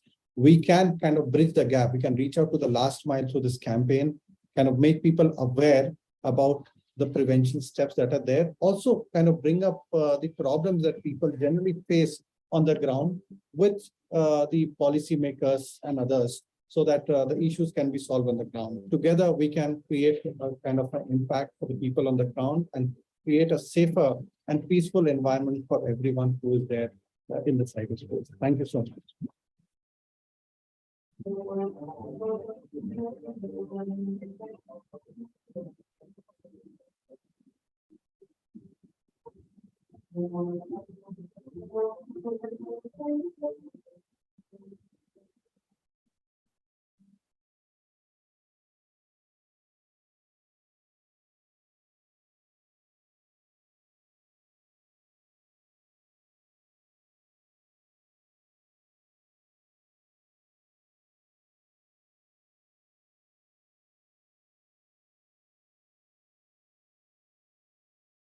I wish I had the equipment to record my podcast. I want a world with equality and no discrimination. God, I want to have a working space with good Wi-Fi connectivity. I need a place to learn and grow in technology. I need a place to create my social media content. I want a gaming lounge with the best gadgets.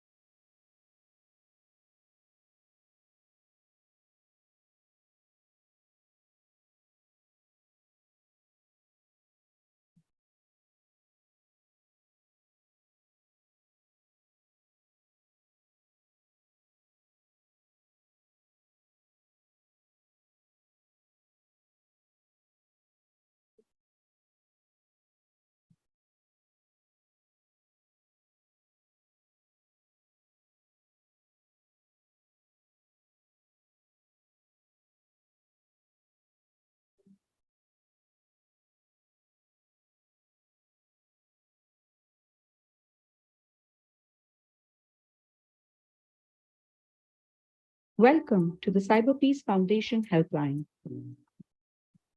CyberPeace Foundation Helpline is an initiative of CyberPeace Foundation which is available 24/7 to guide, advise, and provide information on all types of cybercrimes. Anyone can reach us to report and seek resolution for a cybercrime. You can talk to our experts and take counseling from them. We also have resources of important contact information, blogs, advisories, research papers, and many more. You can reach us at CyberPeace Call to know more about our programs and events. You can write to us at helpline@cyberpeace.net or send us a WhatsApp message on our helpline number 957 00 000 66, and our team shall contact you shortly. Thank you.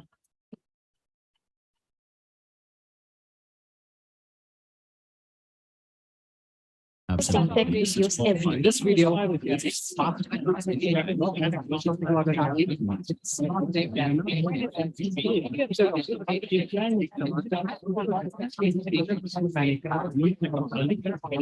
Pandemic, post-COVID, we have seen a surge in the number of cyber frauds that are happening, that are taking place with people, with the netizens.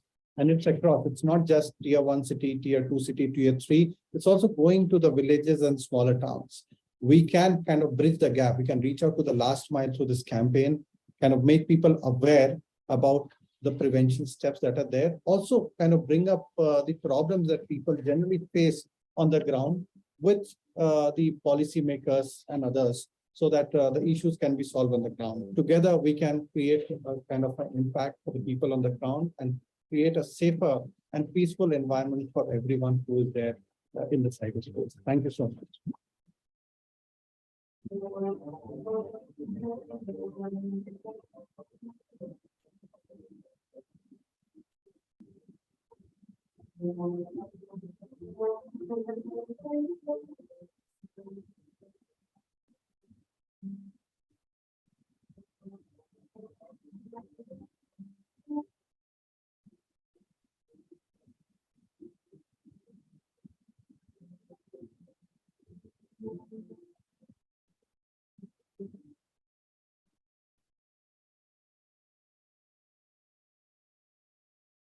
I wish I had the equipment to record my podcast.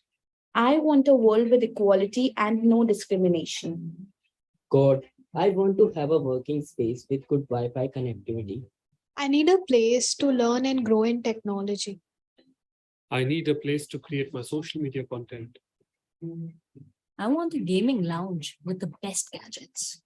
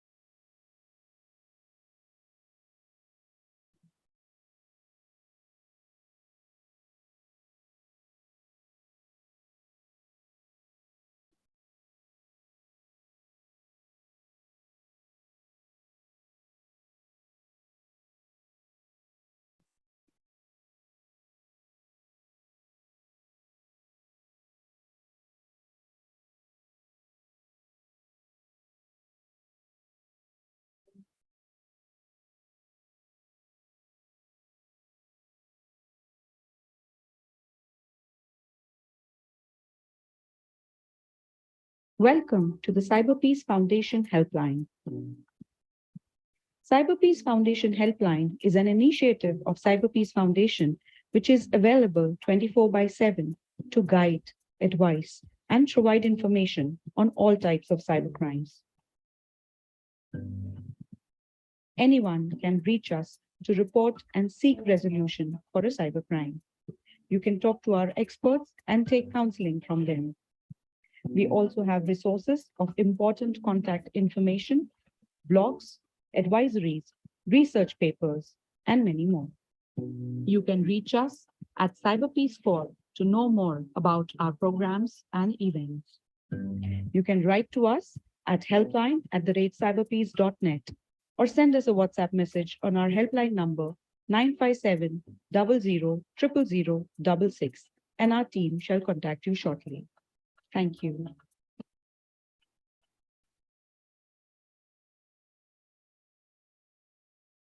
Tech videos every This video.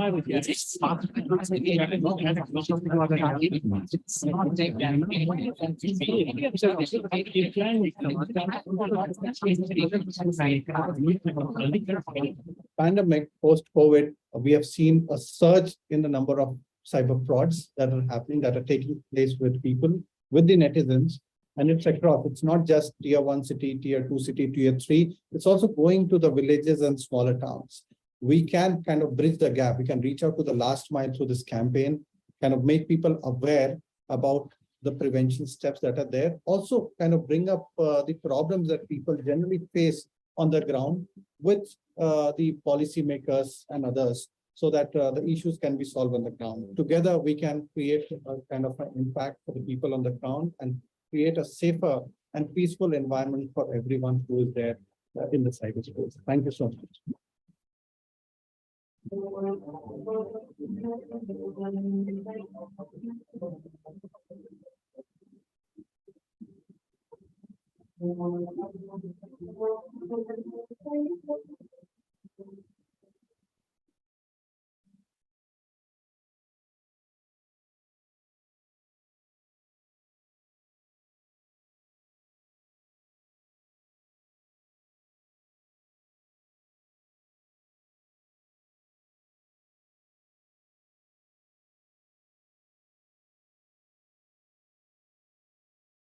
I wish I had the equipment to record my podcast.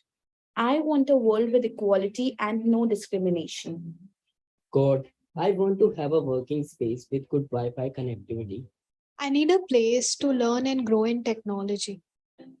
I need a place to create my social media content. I want a gaming lounge with the best gadgets.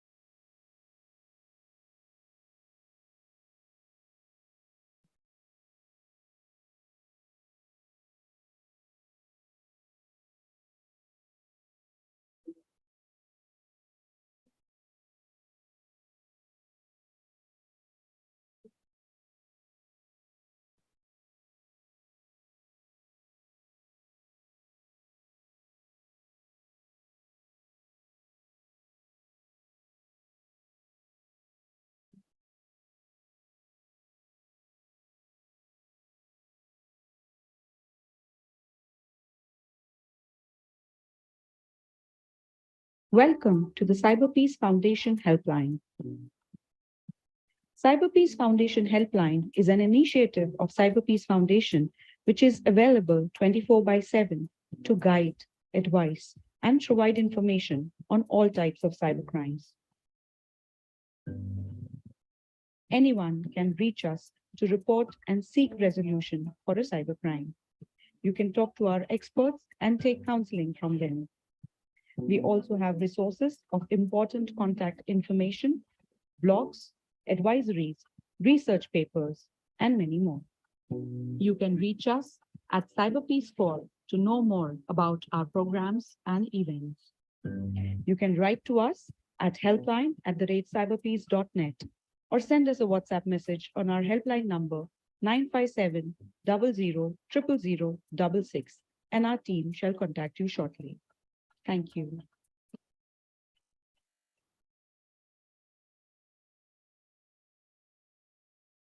This video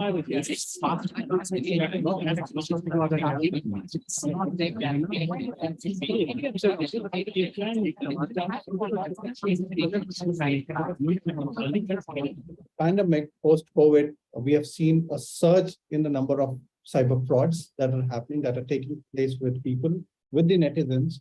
And it's across, it's not just tier 1 city, tier 2 city, tier 3, it's also going to the villages and smaller towns.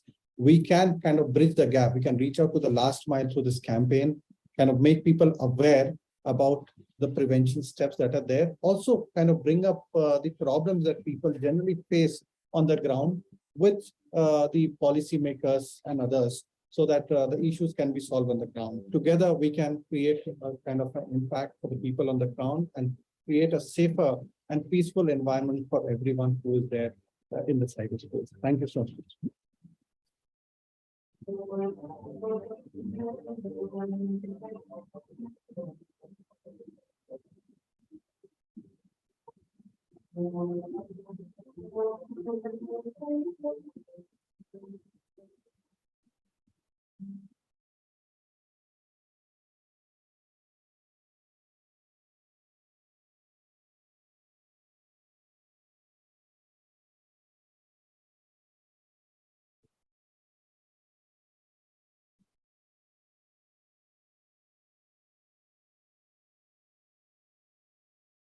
I wish I had the equipment to record my podcast.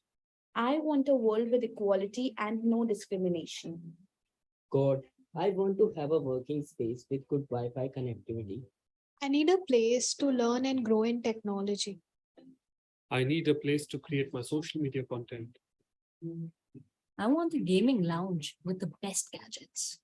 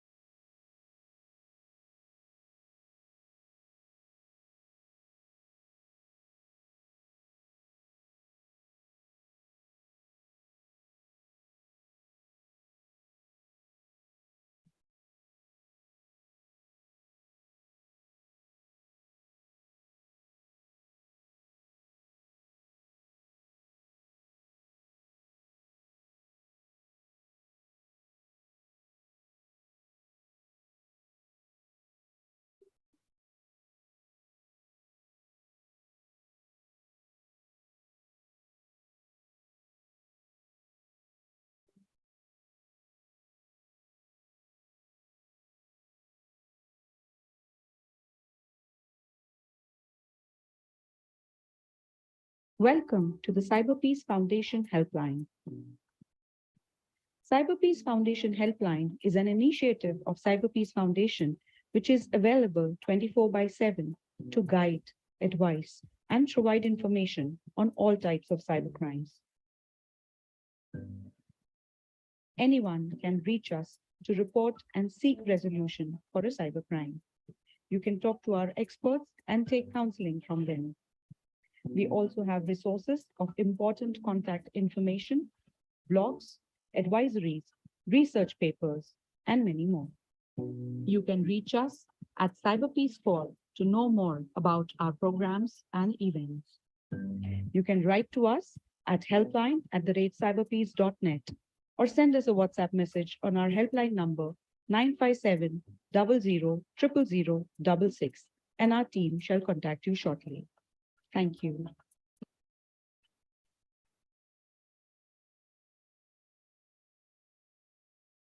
This video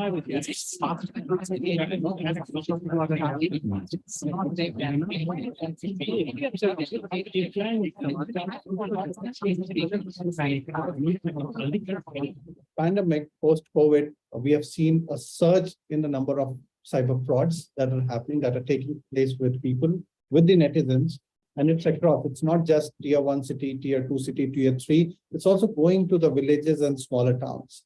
we can kind of bridge the gap. We can reach out to the last mile through this campaign, kind of make people aware about the prevention steps that are there. Also kind of bring up the problems that people generally face on the ground with the policymakers and others, so that the issues can be solved on the ground. Together, we can create a kind of an impact for the people on the ground and create a safer and peaceful environment for everyone who is there in the cyberspace. Thank you so much.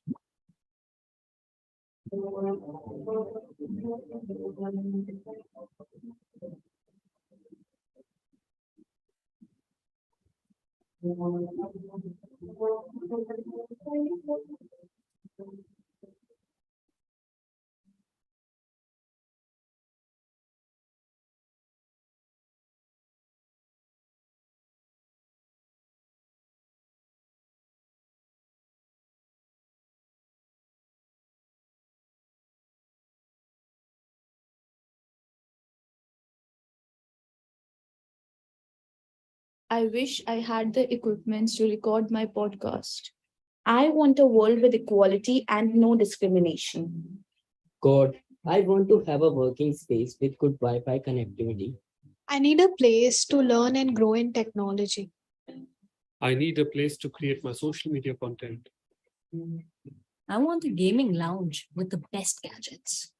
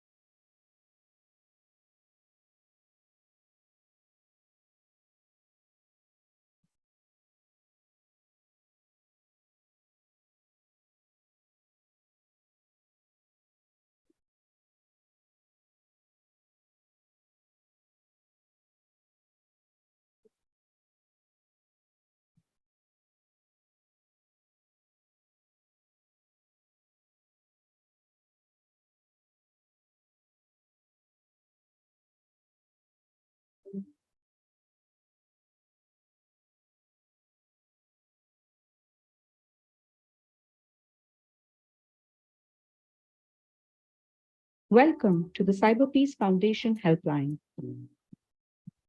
CyberPeace Foundation Helpline is an initiative of CyberPeace Foundation, which is available 24/7 to guide, advise, and provide information on all types of cybercrimes.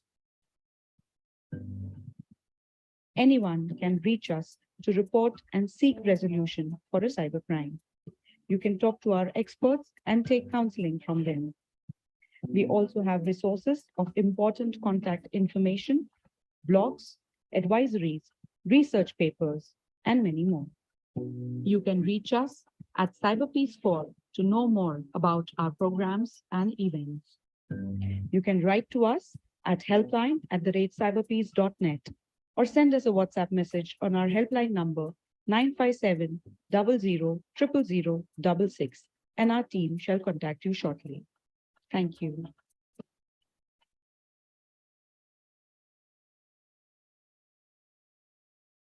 Tech videos every This video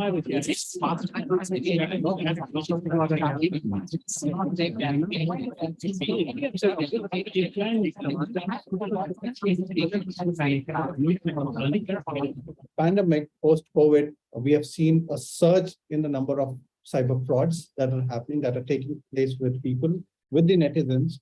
And it's across, it's not just tier 1 city, tier 2 city, tier 3, it's also going to the villages and smaller towns. We can kind of bridge the gap. We can reach out to the last mile through this campaign, kind of make people aware about the prevention steps that are there. Also kind of bring up the problems that people generally face on the ground with the policymakers and others, so that the issues can be solved on the ground. Together, we can create a kind of an impact for the people on the ground and create a safer and peaceful environment for everyone who is there in the cyberspace. Thank you so much.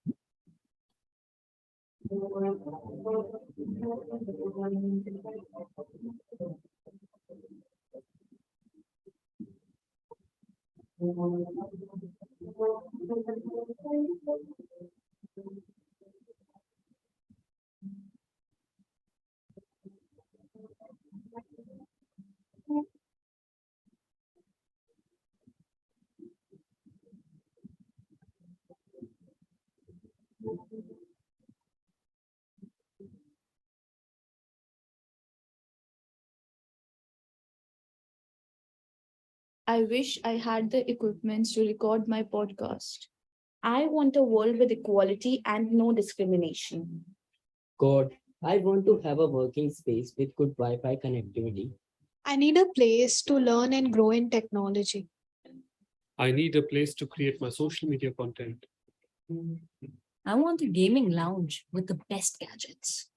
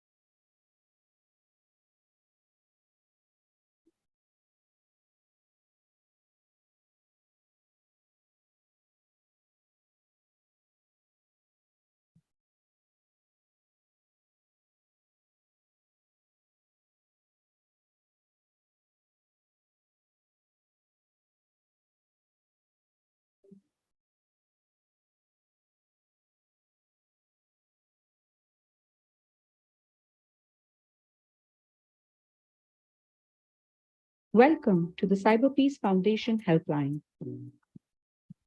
CyberPeace Foundation Helpline is an initiative of CyberPeace Foundation, which is available 24/7 to guide, advise, and provide information on all types of cybercrimes. Anyone can reach us to report and seek resolution for a cybercrime.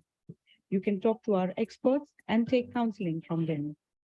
We also have resources of important contact information, blogs, advisories, research papers, and many more. You can reach us at CyberPeace Call to know more about our programs and events. You can write to us at helpline@cyberpeace.net or send us a WhatsApp message on our helpline number 957 00 000 and our team shall contact you shortly. Thank you.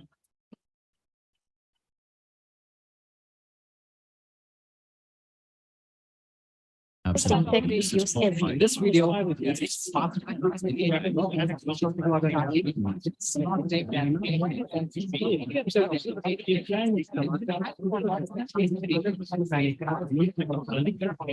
Pandemic, post-COVID, we have seen a surge in the number of cyber frauds that are happening, that are taking place with people, with the netizens.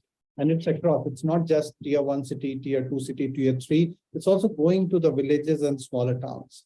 We can kind of bridge the gap. We can reach out to the last mile through this campaign, kind of make people aware about the prevention steps that are there. Also kind of bring up the problems that people generally face on the ground with the policymakers and others, so that the issues can be solved on the ground. Together, we can create a kind of an impact for the people on the ground and create a safer and peaceful environment for everyone who is there in the cyberspace. Thank you so much.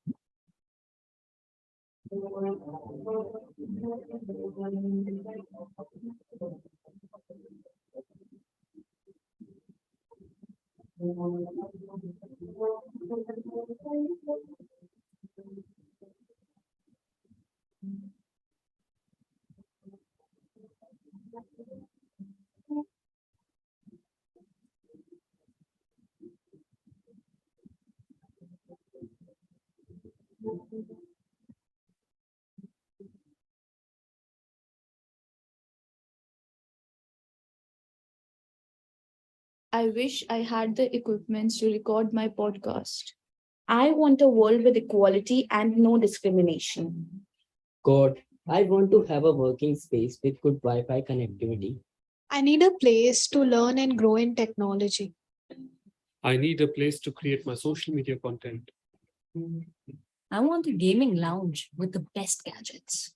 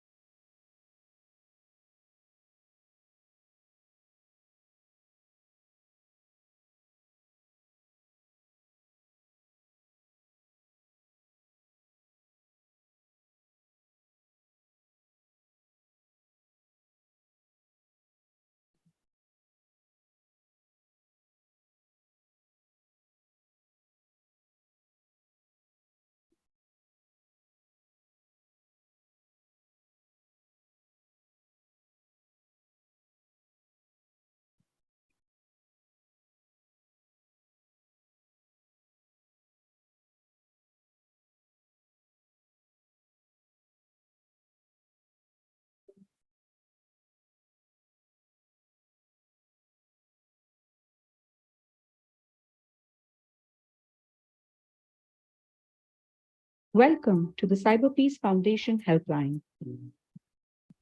CyberPeace Foundation Helpline is an initiative of CyberPeace Foundation, which is available 24/7 to guide, advise, and provide information on all types of cybercrimes.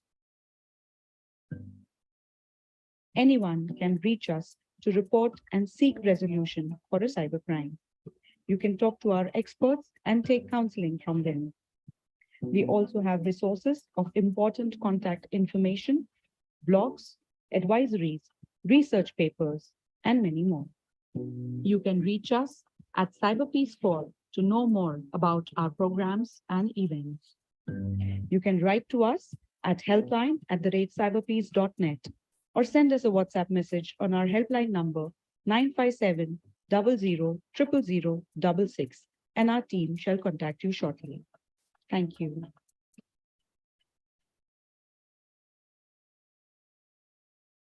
Hello. Absolutely. This video is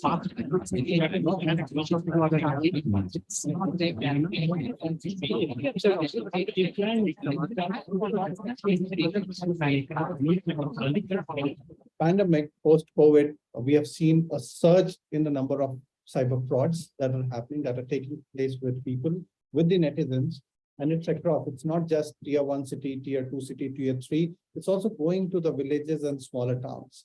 We can kind of bridge the gap. We can reach out to the last mile through this campaign, kind of make people aware about the prevention steps that are there. Also kind of bring up the problems that people generally face on the ground with the policymakers and others, so that the issues can be solved on the ground. Together, we can create a kind of an impact for the people on the ground and create a safer and peaceful environment for everyone who is there in the cyberspace. Thank you so much.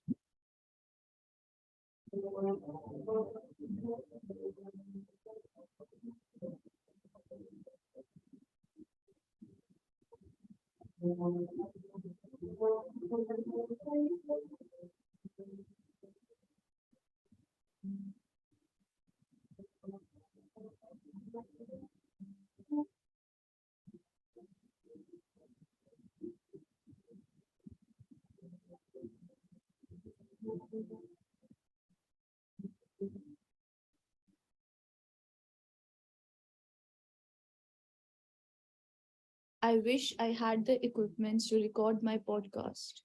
I want a world with equality and no discrimination. God, I want to have a working space with good Wi-Fi connectivity. I need a place to learn and grow in technology. I need a place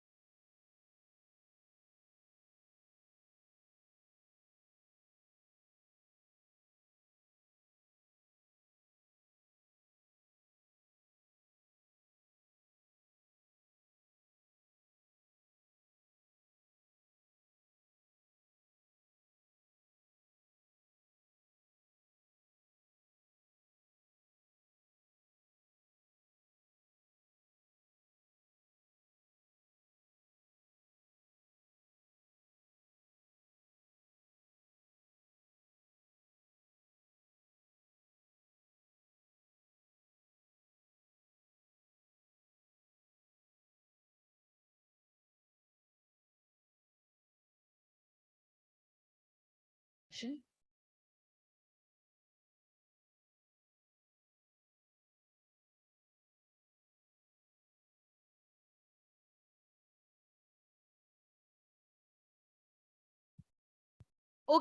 all of you guys have had your lunch?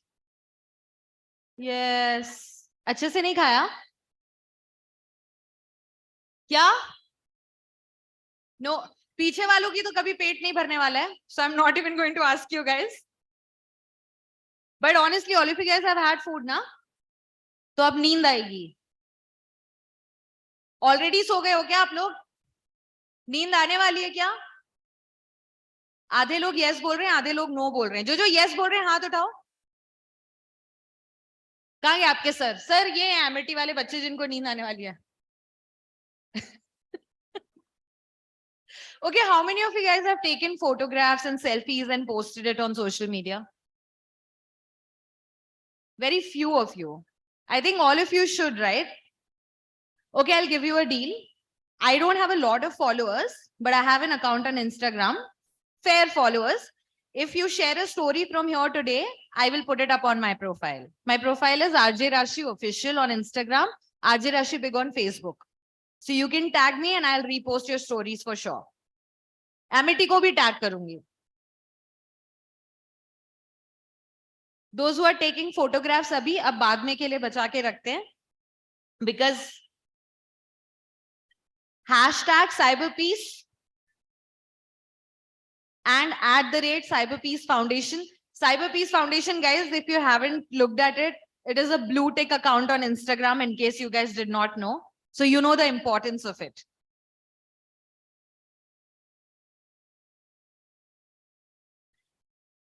So let us now start for one of the most important sessions that we are here for, which is the CyberPeace Dialogue Jharkhand on building a cybersecurity ecosystem in Jharkhand, roadmap for the future. Are you guys all with me? कौन सो रहा है? Before I invite the guests on stage, is any of you sleeping? Somebody snoring, na? Somebody snoring here? Okay, good. Now I have your attention. At least you guys are listening to me. Koi nahi so raha hai, guys. But it'll be really nice if you pay some attention here because we're going to discuss some really important things. You guys took a pledge today, right? And you said that you would want to be a CyberPeace Corp. So what we are going to do now is very important. Let me first invite on stage the moderator of the session, Mr. Vineet Kumar, founder and global president, CyberPeace. तालियां बजती रहेंगी तो नींद नहीं आएगी. I would also like to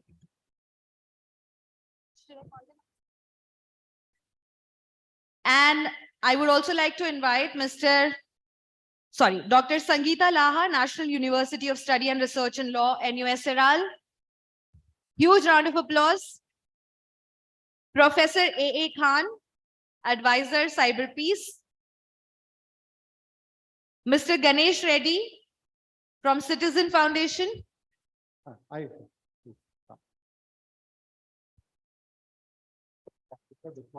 Dr. Somen Kanrar, Associate Professor, Department of Computer Science, Amity University, Ranchi. Come on, Amity, huge round of applause. Ma'am, please have a seat. Please have a seat. Fine, thank you.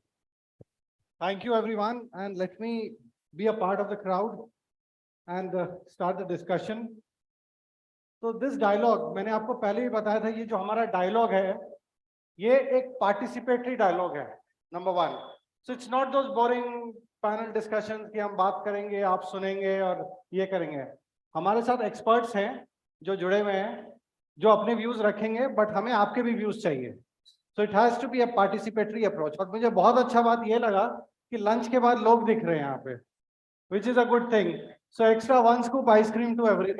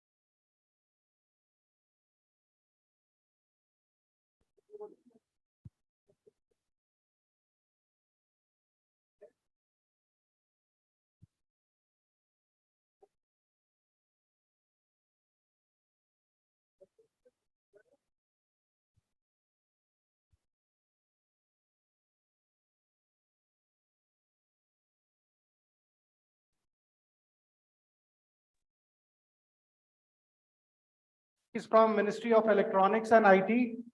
He heads the Cyber Law and E-Security Group. तो आप जो भी India में जो बातें चल रही है ना, डिजिटल इंडिया एक्ट, चाहे वो इंटरमीडियरी गाइडलाइंस हो, कुछ भी लॉ लीगल एस्पेक्ट जो मिनिस्ट्री के तरफ से जो काम कर रहे हैं, he is the nodal person, nodal officer there, Dr. Rakesh Maheshwari. And sir, he's been a very great supporter to CyberPeace Foundation and its initiatives. Today, because he is again part of some meeting, तो उन्होंने अभी अपने थोड़े से अपने busy schedule से 5-10 minute का समय निकाला है, तो we'll hear him out what he has to say and how the topic is basically building a cybersecurity ecosystem in Jharkhand, roadmap of the future. So while we have heard about the challenges, 1000 challenge सुने हमने, ransomware, phishing, XYZ frauds happening, financial fraud, Jamtara सुना है, और in fact मैं आपको ये भी बताऊं, साइबरपीस फाउंडेशन और नेटफ्लिक्स ने हमने मिलकर के एक बुकलेट भी बनाया है जामतारा को काउंटर करने के लिए, कि हम जामतारा जैसे फ्रॉड से कैसे बच सकते हैं. तो that also I will share later, but then Rakesh sir को हम सुनेंगे कि how we can probably this cluster, जो क्लस्टर हमने क्रिएट किया है, उस क्लस्टर को हम कैसे एनहांस कर सकते हैं, और how this can be like a game changer for the state and for also the eastern India. I'm sure there will be many more clusters that will be coming in, but let's start with a good move. The launch of the cluster has already happened. और discuss the roadmap, कि इसका roadmap क्या होगा. हमारे साथ जो other panelist हैं, Dr. Sangeeta Laha, she's from National University of Study and Research and Law, NUSRL, Ranchi, Jharkhand. हमें कुछ legal perspectives भी चाहिए, इसलिए अगर आप panel देखिए, it's a mix of people from academia, industry, civil society and the government. हमारे साथ राजीव, इनफैक्ट 2 राजीव हैं इस पैनल में. वन इज विथ यू, क्योंकि we wanted a panelist to mix with you in the crowd also and be there. So he is there with us, mister Rajiv, who is the TEDx curator of TEDx Kanke. So you will hear him out as well. And एक और राजीव है जो कि Tech Mahindra के global head for cyber security थे. Now he is running a global cyber security startup called as Quant. और Quant और हम लोग एक झारखंड लेवल बहुत सारे एक सॉक भी हम लोग अभी सेटअप करने वाले हैं, बहुत सारी एडवांस एक जॉइंट वेंचर भी हम सेटअप करने वाले हैं. Lot of initiatives we are going to kick off. So Rajiv is there, CEO of Quant Samurai, mister Rakesh Maheshwari, 2 of our panelist जो कि वर्चुअली हैं, and in person we have professor A Khan. Khan sir को introduce करना I think मेरे लिए बहुत ये in short मुझे दिया गया है, बट सर का इतना बड़ा इंट्रोडक्शन है कि इतने कम समय में मैं नहीं इंट्रोड्यूस कर पाऊंगा. सर के इतने सारे अचीवमेंट्स हैं, but in short, sir was the former vice chancellor of Ranchi university, and now he is on the global advisory board जो साइबरपीस फाउंडेशन का है. सो you will here Khan sir also here. Then Mr. Ajay Kumar could not join in person because of some medical reasons. But then this is the entire lot of panelists. We have Dr. Somen Kanrar, who is the Associate Professor of Department of Computer Science at Amity University, Ranchi. Again, sir, welcome in the panel discussion here. So it's a very good panel, and let's start off with Mr. Rakesh Maheshwari, because sir has to leave. So would request Maheshwari sir to share your views on how do you think that we can build a cyber security ecosystem in Jharkhand.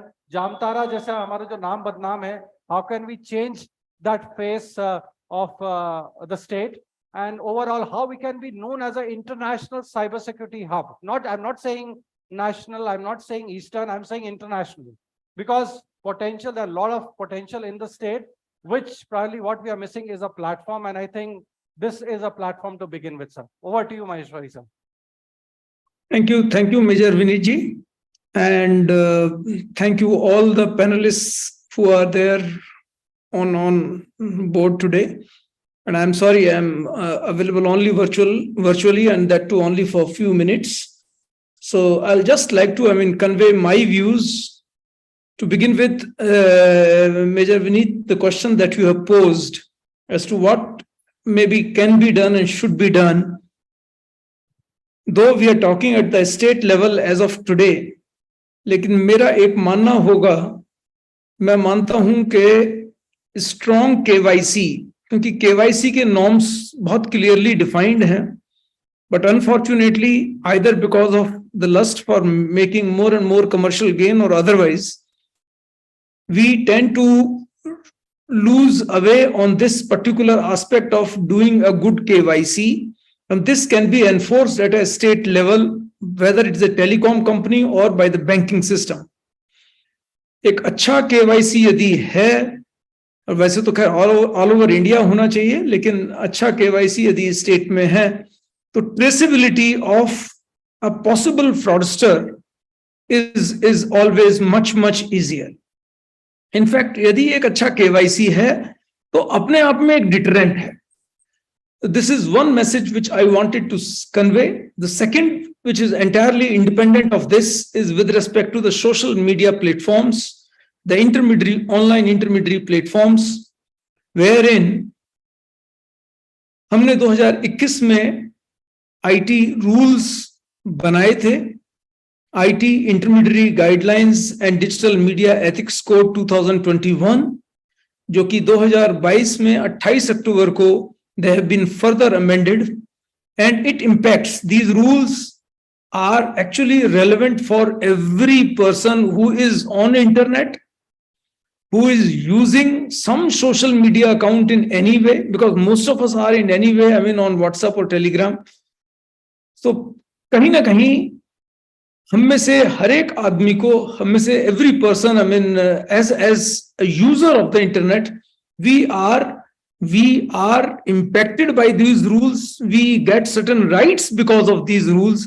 We should be aware of our rights and responsibilities while we are interacting on the internet. And these rules provide them.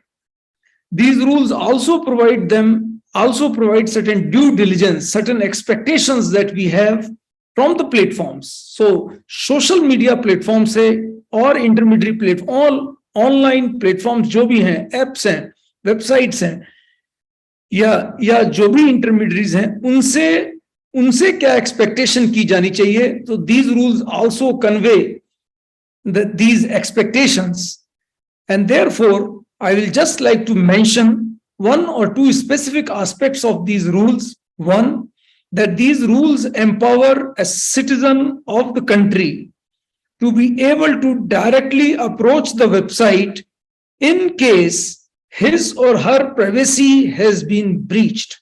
यदि आपका कोई भी video, कोई भी audio, कोई भी message जो आपका अपना है, जो आप नहीं चाहते थे कि ये इंटरनेट पे आए, एक बड़ा आपका प्राइवेट, एक आई शुड से इमेजरी थी, जो कि किसी भी वजह से against your wishes has come on the platform and is deeply impacting you, deeply impacting your privacy. Maybe it's a morphed image, but because it impacts you, these rules provide you the ability to directly approach the concerned platform, to ask the platform to take it expeditiously, remove it expeditiously, and in no case later than 24 hours.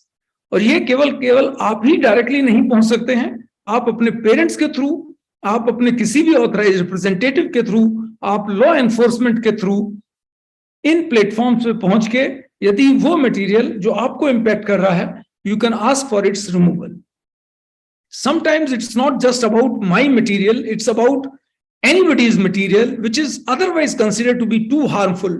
It's obscene, it is harmful to children, it is pedophilic, it has a potential to create enmity between the societies, the groups, the communities.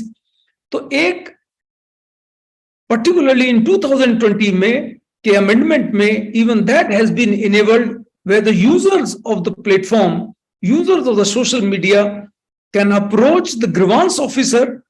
और उस context में जितने भी particularly social media platforms हैं, बेशक वो WhatsApp हो, Telegram हो, यूट्यूब हो, फेसबुक हो, इंस्टाग्राम हो, इन सबके, ट्विटर हो, इन सबके आज के दिन में इंडिया में ऑफिसेज हैं, इंडिया में ग्रीवांस ऑफिसर हैं, और इनको within 24 hours once again they need to acknowledge the grievance and they need to resolve the grievance within either 72 hours or 15 days. depending upon the nature of the grievance. And in case you are not satisfied with the resolution of the grievance, if there is no response or if the response is not satisfactory, then the government has very recently also appointed a grievance appellate committee, जिसका की portal का address है gac.gov.in, grievance appellate committee.gov.in. In fact, it's only gac.gov.in. तो सरकार ने 3 committees बनाई हैं, depending upon what is the problem to the user on internet within the context of these rules, and आपके जो भी unresolved grievances हैं पिछले 40-45 दिन की, पिछले 40-45, because we cannot go it indefinitely in the retrospective, so only the recent ones can be taken up through the grievance appellate committee, और completely online है, कोई फीस नहीं है, और तो जैसे मान लीजिए कि आपका अकाउंट हैक हो गया है और रिकवर नहीं हो पा रहा है, आपका कोई मैसेज डिलीट हो गया है जो कि डिलीट नहीं होना चाहिए, कोई आपका कोई एक ऐसा मैसेज है जो इंटरनेट पे घूम रहा है जो कि डिलीट होना चाहिए, सो इन सब चीजों के लिए आप पहले ग्रीवांस ऑफिसर पे पहुंचिए, और यदि ग्रीवांस ऑफिसर आपको 72 आवर्स में या फिर 15 दिन में, depending upon as I mention the problem, यदि वो रिजॉल्व नहीं करता है या आपको सेटिस्फेक्शन का रिजॉल्व नहीं करता है, तो आप gac.gov.in पे इनके अगेंस्ट में अपील कर सकते हैं, और ये gac.gov.in, ये जो ग्रीवांस अपीलेट कमेटी है, विद इन ऑटोमेटिकली ये करस्पॉन्डिंग प्लेटफॉर्म पे आपकी अपील चली जाएगी, उनको within 5 days they need to respond, followed by the response of the grievance appellate committee, और सरकार का एंडेवर ये है कि ये सब चीजें 30 दिन के अंदर हर हालत में रिजॉल्व हो जाएं। एंड ये पोर्टल 1 मार्च 2023 में लॉन्च किया गया है, एंड वी ऑफ कोर्स अभी बहुत इनिशियल डेज हैं, लेकिन we are finding that some of the grievances which were either not responded to or were maybe not resolved to the satisfaction of the person aggrieved, जैसे ही उन्होंने appeal की है, तो मान लीजिए कि फेसबुक के पास गया है या व्हाट्सएप के पास गया है या यूट्यूब के पास गया है, 50% of the grievance we are seeing, they are now being responded by these platforms to the satisfaction of the aggrieved person. So that's the second thing which I wanted to convey, and with the request कि please go through these IT rules. Any questions, of course, you can always approach us. मेरा तीसरा जो point है जो मैं कहना चाहता हूं, and that is with respect to the platforms, के कहीं ना कोई एक ऐसा तरीका हो जिसमें कि revenge porn from a safety and trust perspective, and this is where CyberPeace Foundation can particularly take lead as to how do we ensure कि ये जो revenge porn है, यदि आपको लगता है कि अभी इंटरनेट पे नहीं आया है लेकिन आ सकता है, so there is a photograph, there is a video available maybe in your mobile, in your partner's mobile. Unfortunately, you and your partners are not, maybe you have separated out, and it is you feel that this photograph or this video which may impact your privacy can come on the platforms. यदि कोई आपको धमकी दे रहा है कि मैं ये डाल दूंगा, तो आज के दिन में टेक्नोलॉजीज हैं, आप आज के दिन में टूल्स हैं, आज के दिन में इस तरह का कंसोर्शियम कुछ जगहों पे इंटरनेशनली अटेम्प्ट किया गया है कि आप उस मोबाइल की वीडियो को पहले ही प्लेटफॉर्म को दे दीजिए, और जो प्लेटफॉर्म को जो आप वीडियो देंगे, एक्चुअली वीडियो नहीं जाएगा, उसका एक हैश जाएगा, और ये वीडियो जिसका हैश उन्होंने अब प्लेटफॉर्म के पास पहुंच गया है, ऐसे सिनेरियो में वो वीडियो यदि आपका जो भी एक्स पार्टनर है, यदि वो अपलोड करने की कोशिश करता है उस प्लेटफॉर्म पे, तो वो अपलोड ही नहीं होगा. So that means there is a reasonably good probability, I don't say 100% probability, but reasonably good probability that at least on the platforms on which you are available, or the platforms which are considered popular, that such videos, such images, imagery do not appear, because you have already prompted, you have already warned them, you have already communicated a potential risk in advance. And मेरी request जो cyber peace foundation से ये है कि मैंने जैसे Facebook को बताया लेकिन वो चीज गूगल पे आ गई, तो क्या मैं फेसबुक को जब बता रहा हूं तो गूगल को भी ऑटोमेटिकली पता लग जाए, ट्विटर को भी ऑटोमेटिकली पता लग जाए, कू को भी पता लग जाए, और जो भी इसमें पार्टिसिपेटिंग प्लेटफॉर्म, जो भी प्लेटफॉर्म्स पार्टिसिपेट करना चाहें, यदि उनको ऑटोमेटिकली पता लग जाए तो कम से कम उन प्लेटफॉर्म्स पे ऐसा रिवेंज वीडियो नहीं आ पाए. So these are the three things which I thought I must share with you. And with this, if there are any questions, maybe I can immediately take it up. नहीं तो मैं बहुत बहुत धन्यवाद कहना चाहूंगा साइबर पीस फाउंडेशन का, जिन्होंने मुझे अपॉर्चुनिटी दी आज आपसे इंटरेक्ट करने की, आज आपसे मतलब वर्चुअली मिलने की. Thank you sir. इनफैक्ट एक बिफोर यू लीव सर, मेरा एक बहुत ही इंपॉर्टेंट क्वेश्चन है, क्योंकि हम ये क्लस्टर का लॉन्च कर रहे हैं सर, एंड यहाँ पे एक प्रॉपर कोऑपरेशन देखा जा रहा है between two countries, India and UK. India UK हम साथ में आए हैं और एक कोऑपरेशन की बात कर रहे हैं. पिछले इनॉग्रल में one of the panelist mention कि हम ऐसे डायमेंशन में साइबर स्पेस का कोई बाउंड्री नहीं है, it's a boundary less world. अब इस वर्ल्ड में cooperation, I feel, and I'm sure you'll also agree with me, is the way forward. Sir आगे हो रहा है, तो कैसे अगर हम इस क्लस्टर की बात करें तो क्या क्या चीज हम कोऑपरेशन के थ्रू कंट्रीज के साथ कोलैबोरेशन करके क्या चीज हम अचीव कर सकते हैं, और कैसे हम आम जनता को, जैसे हमारे साथ नेटिजन्स यहाँ हैं, हमारे साथ industry, civil society, government, academia, हर तरह के हर ग्रुप रिप्रेजेंट कर रहे हैं सर आज इस फोरम में, तो कैसे हम एक साथ एकजुट होकर के कैसे इस क्लस्टर को एम्पावर कर सकते हैं फॉर अ ग्रेटर ग्रोथ और to create a sustainable and peaceful cyber space. ये सर मेरी एक यस, बहुत बहुत वैलिड पॉइंट है. In fact initiative, it's good that it is the India-UK cooperation that we are talking today. The website which I was referring to is ncii.stopncii.org, which is a UK-based NGO, and which takes, once again, which takes the video from, I mean, anybody uploading the video. Stop NCII. So NCII is non-consensual imagery, maybe explicit imagery, that this portal or this NGO is therefore working along with all the possible, or I should say the popular intermediaries, to not allow such imagery across UK. Of course, maybe I am wrong, maybe it is across globe, but the way this NGO is working, there can be a good collaboration opportunity, and the similar kind of, because it's not just a question of NGO being set up in in UK and taking contents globally down.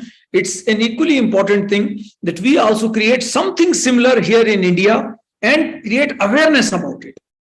So creating something similar and creating awareness around this is very, very important.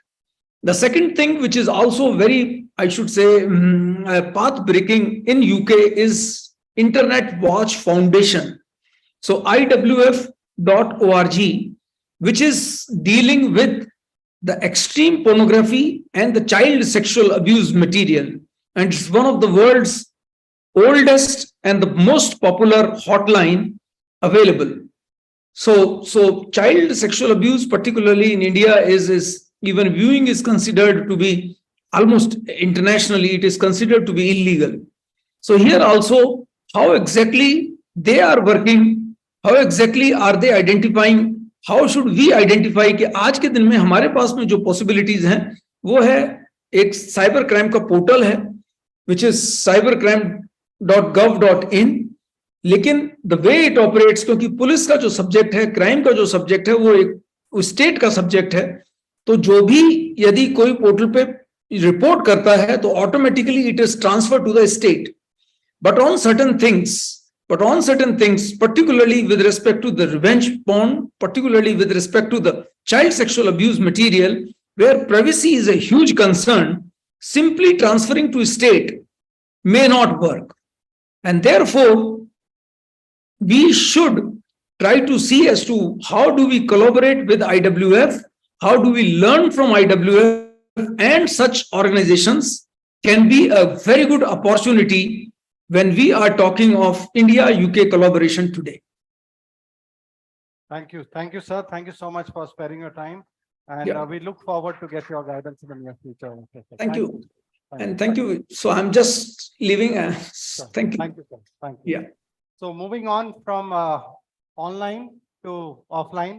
And again, I have an individual who has tons of experience, Professor Dr. A. Khan, again, the former Vice Chancellor of the Ranchi University.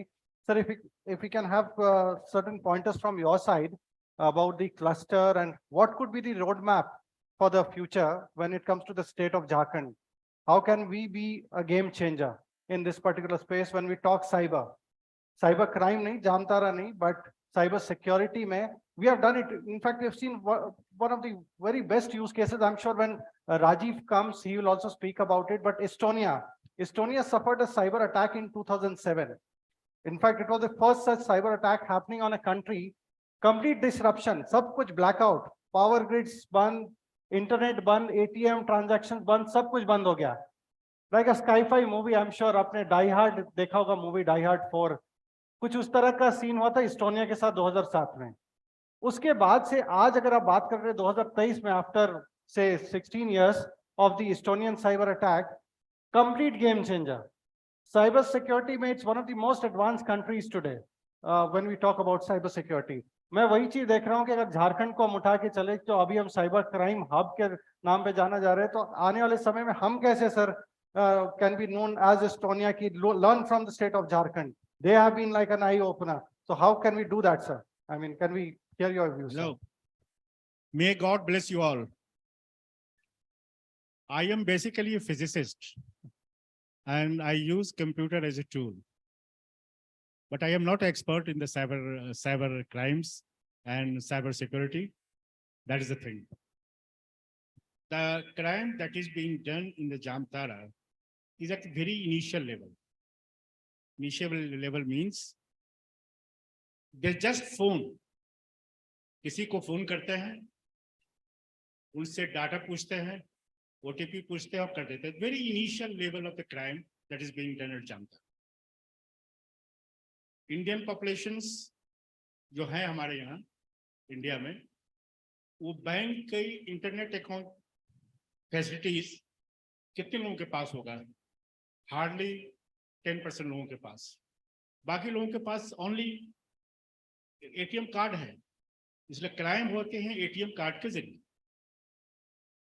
And that ATM card के जरिए जो crime होते हैं वो victim से they ask the OTP. इसको रोकने के लिए the first condition is this, that you bring awareness among the masses. Awareness is the first stage. कि आपको कोई भी इंफॉर्मेशन आए OTP के लिए तो उसे शेयर नहीं करना. That's how.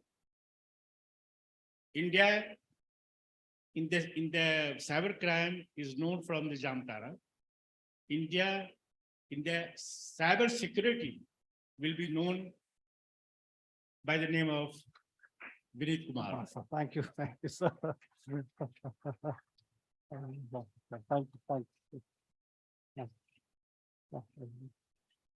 One thing which I may emphasize, to understand the basic concepts of the internet. There are private agencies, they provide VPN, virtual private network.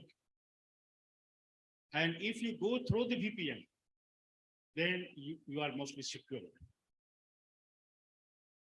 The problem is this, the VPN cost is around 500 or 600 rupees per month. And it is much costlier than the internet provider. So if you make the VPN cheap one, and that is to be integrated in each mobile and the desktop, then you can save yourself. The software VPN is to be designed and is to be incorporated in each mobile and the desktop, and you make the internet connectivity through this VPN, then in that case, you will be, I think you will be 99% safe.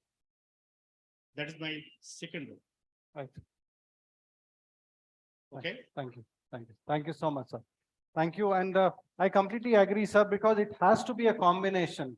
And I keep mentioning, जैसे आज मैं morning में भी बताया था sir कि prevention सबसे पहले तो crime हो जाने के बाद वाला process लंबा होता है. And there are certain things that I like to also mention that MLAT, for example. If a crime happens, the MLAT process is too long. It takes on an average around 1 year's time now for a law enforcement to get data from a foreign territory. Parallel, we'll have to do something like that, and there are some good processes that have been started by the UN also, like the Cyber Open-Ended Working Group and others. So, which I feel should come up quickly, because frankly speaking, the MLAT process is too slow, and when we talk about victim response, it is quite delayed. So imagine, I mean, getting the data from a foreign territory after a year's time, it holds no value for a cyber cell or the investigator who is sitting on the ground. Mr. Malik also said, I mean, he doesn't understand. I mean, he will not have that kind of response on time, and he will not be able to deliver justice to the victim. So that is one thing.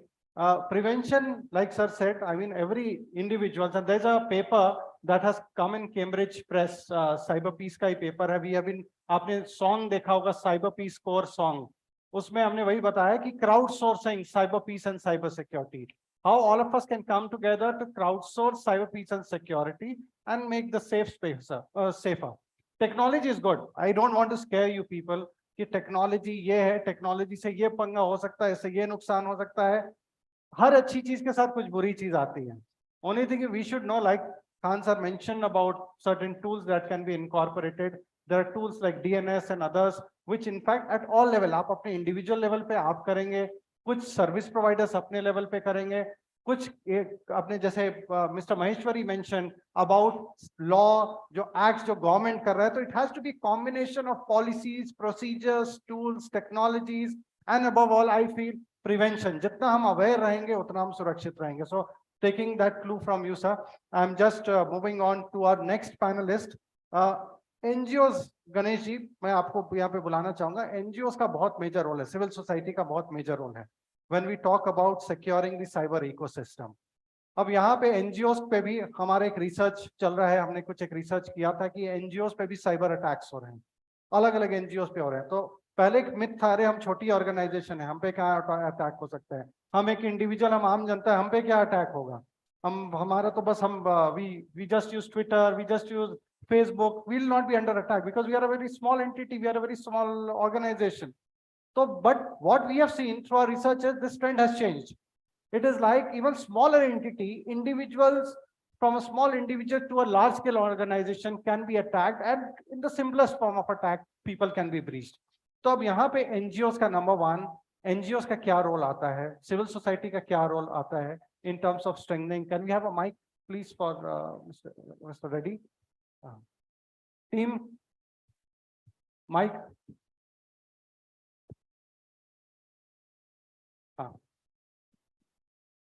Thank you Vineet, बहुत बहुत धन्यवाद. Sorry, I just complete. So मेरा ये question था कि civil society, और आप civil society को रिप्रेजेंट कर रहे हैं, सिविल सोसाइटी एक कैसे बचे इन साइबर अटैक से, how they can be a contributor to the cluster that we are setting it up यहाँ पे, और दूसरा कि कैसे इनेबलर कर सकते हैं, सिविल सोसाइटी का क्या रोल हो सकता है स्टेट लेवल पे, नेशनल लेवल पे और ग्लोबल लेवल पे.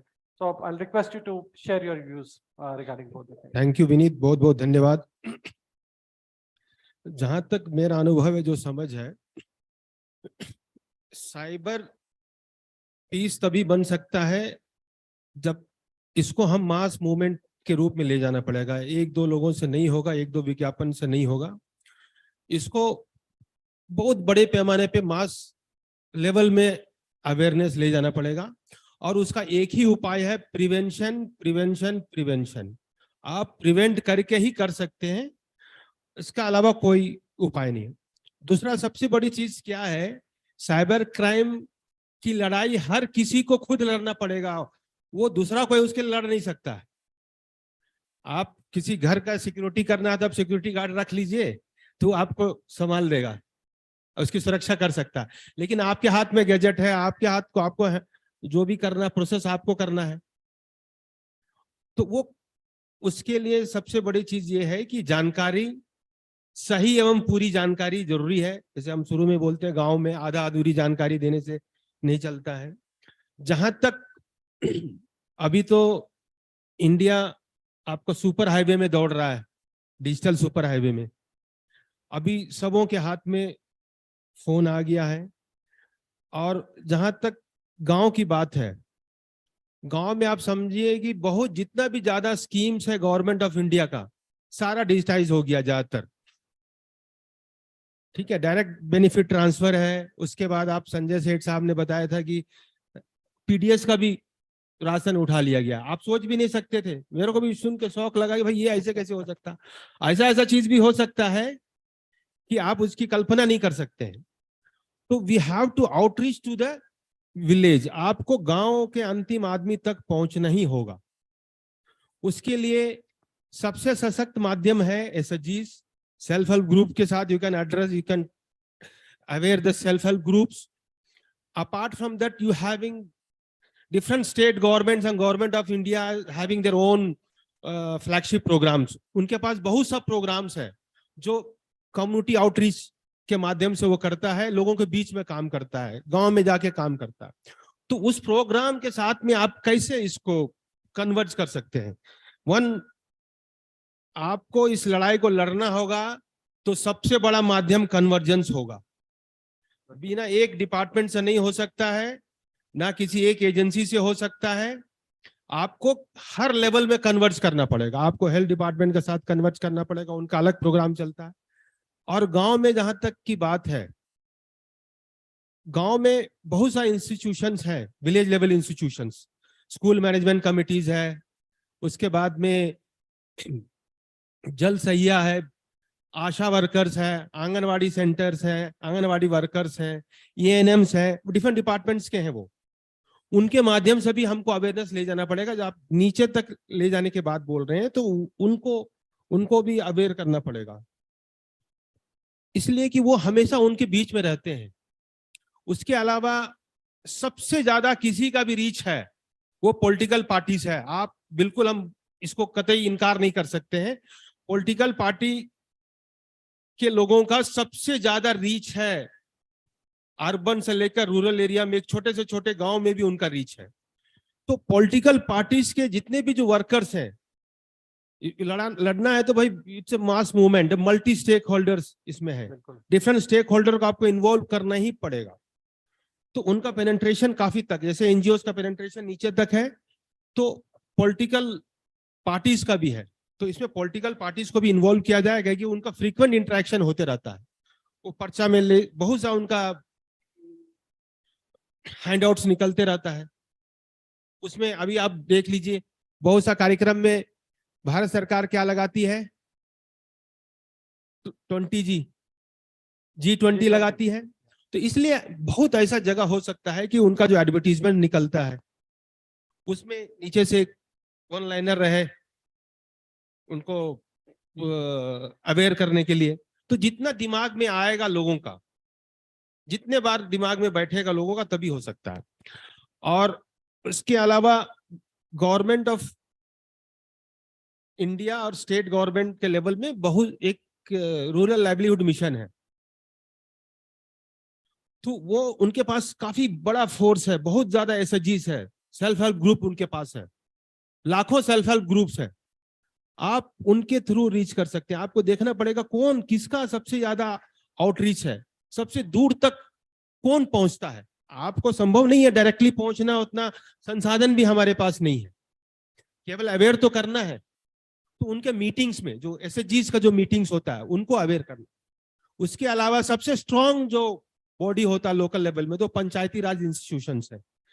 जितना भी जो इलेक्टेड रिप्रेजेंटेटिव्स है, स्टार्ट विथ वार्ड मेंबर से लेके मुखिया, विलेज हेडमैन, उसके बाद में आपका जिला पार्षद, एमएलए, उनको अवेयर करना पड़ेगा क्योंकि उनका सबसे ज्यादा इंटरेक्शन मास के साथ में होता है। तो एक तो वो हो गया उनका इलेक्टेड रिप्रेजेंटेटिव के साथ में। और नीचे में आपका पंचायती राज इंस्टीट्यूशन से हो जाएगा। ब्लॉक लेवल में आपका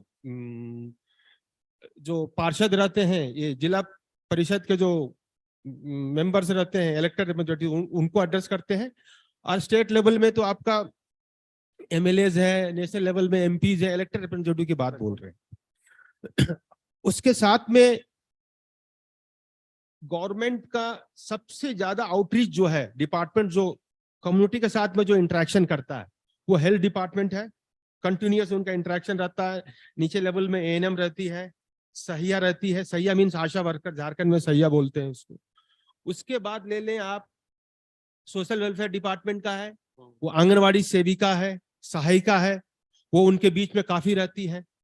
उसके बाद में आप पंचायत वर्कर होते हैं ब्लॉक लेवल में, उनका इंटरेक्शन बहुत होता है। उसके बाद आपका एसएमसीज है, स्कूल मैनेजमेंट कमिटीज है।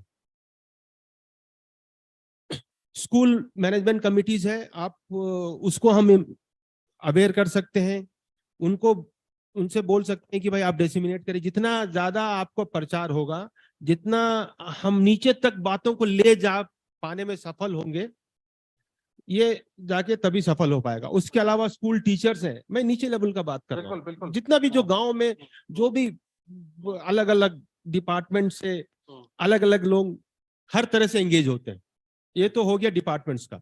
उसके अलावा बहुत सा प्रोग्राम्स हैं, वाटरशेड प्रोग्राम्स हैं, उसके बाद लाइवलीहुड का प्रोग्राम्स है, वो एनजीओज भी करते हैं।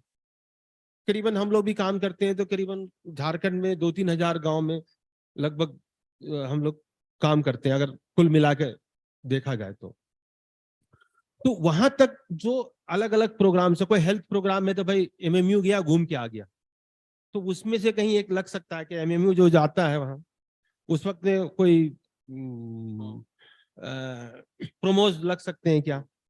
उसके बाद में हर स्कीम्स में कम्युनिटी के साथ में इंटरेक्शन होता है, कम्युनिटी मोबिलाइजेशन होता है। एनजीओ का काम ही है कम्युनिटी मोबिलाइजेशन। तो कम्युनिटी मोबिलाइजेशन में भी एक, अगर इन बातों को भी हम रखने के लिए ऐसा एक इकोसिस्टम तैयार कर लें, स्टेट गवर्नमेंट से बात करके, गवर्नमेंट ऑफ इंडिया से बात करके, कुछ कुछ ऐसा चीजें हैं कि हम इनबिल्ट करते हैं। उनका सोशल सिक्योरिटी प्रोग्राम्स के बारे में उनको बताते हैं। अब से हम लोग कोशिश करेंगे कि साइबर क्राइम के बारे में भी एटलीस्ट एक कैप्सूल वो हो जाए। उसके बाद और क्या क्या ध्यान रखना है, वो अगर यदि आप लोग तरफ से आ जाए तो हमको लगता है कि सुविधा होगा, नीचे तक हम जा पाएंगे। बिल्कुल। Thank ठीक you. है, Thank you so much. Thank you so much, Ganesh ji, for sharing your views. मैंने आपके इनफैक्ट आपके डिलीवरी में जो आपने अभी डिलीवर किया, उसमें एक पॉइंट में लिख रहा हूँ, इस कन्वर्जेंस वेरी इंपॉर्टेंट। और इतने सारे स्कीम्स चल रहे हैं, कैसे कन्वर्जेंस हो सकता है, किस तरह से इसको हम मास अवेयरनेस के लिए यूज कर सकते हैं। और champions at all levels, champions हर एक लेवल पे, जैसा आंगनवाड़ी वर्कर्स आपने बताया, विलेज लेवल पे, ट्राइबल एरियाज में, ऐसे ऐसे जगह पे जहाँ पे टेक्नोलॉजी पेनिट्रेट कर गई है, वहाँ पे हम किस तरह से लोगों को अवेयर कर सकते हैं, जागरूक कर सकते हैं। इसमें कन्वर्जेंस का बहुत मेजर इनफैक्ट रोल है। So I am just taking on to that. और मैं आप सबको ये भी बता रहा हूँ कि आज के जो डिस्कशन, इसके बाद हम एक ग्रुप डिस्कशन करेंगे, तो जो भी पॉइंटर्स आपके तरफ से आएंगे, हम एक एक्शन प्लान भी बनाएंगे इसका। That's why it is called as inception meeting, जहां पे हम डिस्कशन कर रहे हैं और इसका एक प्रॉपर हम इसका एक फीडबैक बनाएंगे। And this the same report will go to the ministries also, कि this is what came as a feedback of the dialogue जो हमने डायलॉग किया इसमें। और एक चीज हो सकता है कि आप स्टेट लेवल में भी कोई नोडल एजेंसी एक हो जाना चाहिए स्टेट लेवल में प्रिवेंशन के लिए। Same it will come to up to district level, block level में भी हो जाएगा। कोई एक डिपार्टमेंट होगा, वो सबके साथ। आप देखिए, गवर्नमेंट के साथ काम करना है तो बहुत टेढ़ा खीर है, लेकिन उसके लिए भी एक रास्ता आसान से निकाला जा सकता है। कोई एक नोडल डिपार्टमेंट हो जाए, वो सबों के साथ में मिलकर काम करे, वो फैसिलिटेट करे। एग्जैक्टली। तो वो नेशनल लेवल में, स्टेट लेवल में, डिस्ट्रिक्ट लेवल, ब्लॉक लेवल, उनके पास रिसोर्सेज है, आउटरीच है, उनके पास में बहुत ऐसे प्रोग्राम्स हैं, उनके माध्यम से उनको आउटरीच करना रहता है। तो कन्वर्जेंस तो आपको करना ही पड़ेगा। इनफैक्ट ये क्लस्टर की अगर हम बात करें तो इसका पर्पस भी यही है कि ये हब एंड स्पोक्स मॉडल में काम करें। हब एंड स्पोक में ही काम होगा ये, बिल्कुल। जो प्रिवेंशन, अगेन मैं वही रिपीट कर रहा हूँ, प्रिवेंशन, रिसर्च एंड रिस्पॉन्स, ये तीनों आर्म्स को मजबूत करना होगा। और प्रिवेंशन में मैं आपके फीडबैक पॉइंट्स, हम लोग हेल्थ में भी बोलते हैं, हेल्थ में बोलते हैं promotive, preventive and curative. Cure कब करते हैं, मामला हो जाए, आपके साथ घटना घट जाए तब आप हॉस्पिटल में भर्ती होते हैं इलाज के लिए। तो मतलब ये हो ही नहीं, एक तो प्रिवेंशन, प्रिवेंशन एंड प्रिवेंशन। बिल्कुल। Thank you Ganesh ji for highlighting that. और अब हम वापस हम ऑनलाइन मोड में चलते हैं। मेरे साथी राजीव जी यहाँ पे हैं। राजीव, अगेन इनका वैसे अगेन बहुत लंबा चौड़ा प्रोफाइल है, but Rajiv, I am just cutting it short and mentioning global head, the former global head of cyber security for Tech Mahindra के, ये ग्लोबल हेड थे साइबर सिक्योरिटी के, तो इनके पास पूरा ग्लोबल एक्सपोजर भी है। फाउंडर सीईओ थे इंडी कैश। अब जो लोग आप नहीं जानते होंगे, ये टाटा की कंपनी थी इंडी कैश, उसके राजीव फाउंडर सीईओ थे। और एक फाउंडर सीईओ थे एसीसी पीएससी, जो कि कंप्यूटर एसोसिएट्स वेंचर है यूएसए की, उसके फाउंडर सीईओ थे। Now point summarize on Rajiv, you are also representing the industry. You heard civil society, you heard an academic. We are again going to switch to academics here. So आपका क्या कहना है कि अगर हम इसे एक हब को, इस क्लस्टर को अगर आगे बढ़ना है, तो हम किस तरह से झारखंड को एक ऐसा इंटरनेशनल हब बनाएं जिसे वो साइबर सिक्योरिटी के लिए जाना जाए? So I mean your views on that, on how we can do that, some actionable steps that we can take to create this hub. What could be the next steps going forward? So looking forward to your views, and how do you think, like there are certain things that we had discussed about the SOC and other things, joki even small startups, and we have seen that in our researches, startups, MSMEs, they were under attack. Lot of attacks happening. Healthcare, this morning, in fact, the member of parliament also mentioned about attack on the AIMS, the ransomware attack that happened. So none of the organizations are untouched. It's no more ki aap soche ki defense hai, then we are vulnerable. No. It's any organization, whether defense, non-defense, critical, non-critical, they're all vulnerable. So what should be our strategy and the road ahead for the state of Jharkhand, for the cluster that we are planning for the Eastern India? Your views on this, Rajiv? Thank you, Vineet. Thank you very much. So I would just say one thing that we should keep in mind, that today the world of cyber is clearly no longer just cyber crime, but it is, the lines are very blurred between simple crime that happens in a bank, in a payment system, with national security or national adversaries also being involved. So when you look at the nature of the challenge, especially as a fallout of the Russian-Ukraine war, where the first thing that happened in the Russian-Ukraine war was that Russia hacked the satellites of Viasat, so that all communications were broken down. So cyber was again a form in which such a large invasion started. So keeping this kind of a thing in mind, I think the couple of areas which come are, we need to relook people, process and technology. Three things. People are very crucial in this in terms of skill. What is the skill of the person behind it, who is defending the nation, defending the country, or who's defending a organization? There is a lot of things to do with technology and understanding of compliances, because essentially अभी हो क्या रहा है कि सारा का सारा industry का जो एनवायरनमेंट है वो पूरा रेगुलेटेड है और कंप्लायंसेस पे बहुत ज़्यादा फोकस है. जो कंप्लायंसेस में वीक होगा वो हमेशा प्रॉब्लम में आएगा रेगुलेटर के साथ. स्पेशली आपकी जैसे इंडस्ट्रीज हैं, banking, health care, telecom, highly regulated. और अभी अपना डेटा प्राइवेसी बिल भी इंडिया का आएगा. जब उसमें अगर आप देखें तो most people will have difficulty to understand कि इसका गवर्नेंस और एनफोर्समेंट होगा कैसे, क्योंकि इसके बिना जो है Indian companies will also not be able to work with international companies. This is one of the major things which we have to understand, that the world has changed outside. जैसे GDPR है Europe में, CCPA law है US में, So if Indian law is also there, how does it work with all these other laws that are existing? Compliance standards में सिर्फ ISO बोलने से नहीं होएगा. It will become important that if you want to do work, you want to do business with United States, you need to understand NIST. You need to understand industry specific compliances. Energy sector अलग है, healthcare में HIPAA हो गया, banking payments and PCI DSS हो गया. So this kind of a radical shift will happen once the regulation in India on digital systems is going to be put in place. The entire architecture of an organization from an IT and security perspective is going through a change. So technologies that are coming in are all artificial intelligence and machine learning based. तो AI और ML की जो classes होती हैं, trainings होती हैं, उसके ऊपर ध्यान देना ज़्यादा जरूरी होगा. उनके यूज केसेस, उनके applications, whether it is healthcare industry, whether it is banking industry, whether it is agricultural में भी use होता है. So everything is becoming now smart farming, smart tech led kind of innovation. So innovation is going to be the key. So if Jharkhand, I think, and I came from Birla Institute of Technology, BIT Mesra, when I studied there, उस समय हम लोगों को ये चीज़ों का इतना idea नहीं था. But when I see today the kind of things which are being taught, so उसमें one thing I realized that we are catching up with the rest of the world. So education point of view से भी इसमें there is going to be a big role. What the universities are going to teach. The focus has to be on innovation-led technologies versus traditional methods which are no longer applicable.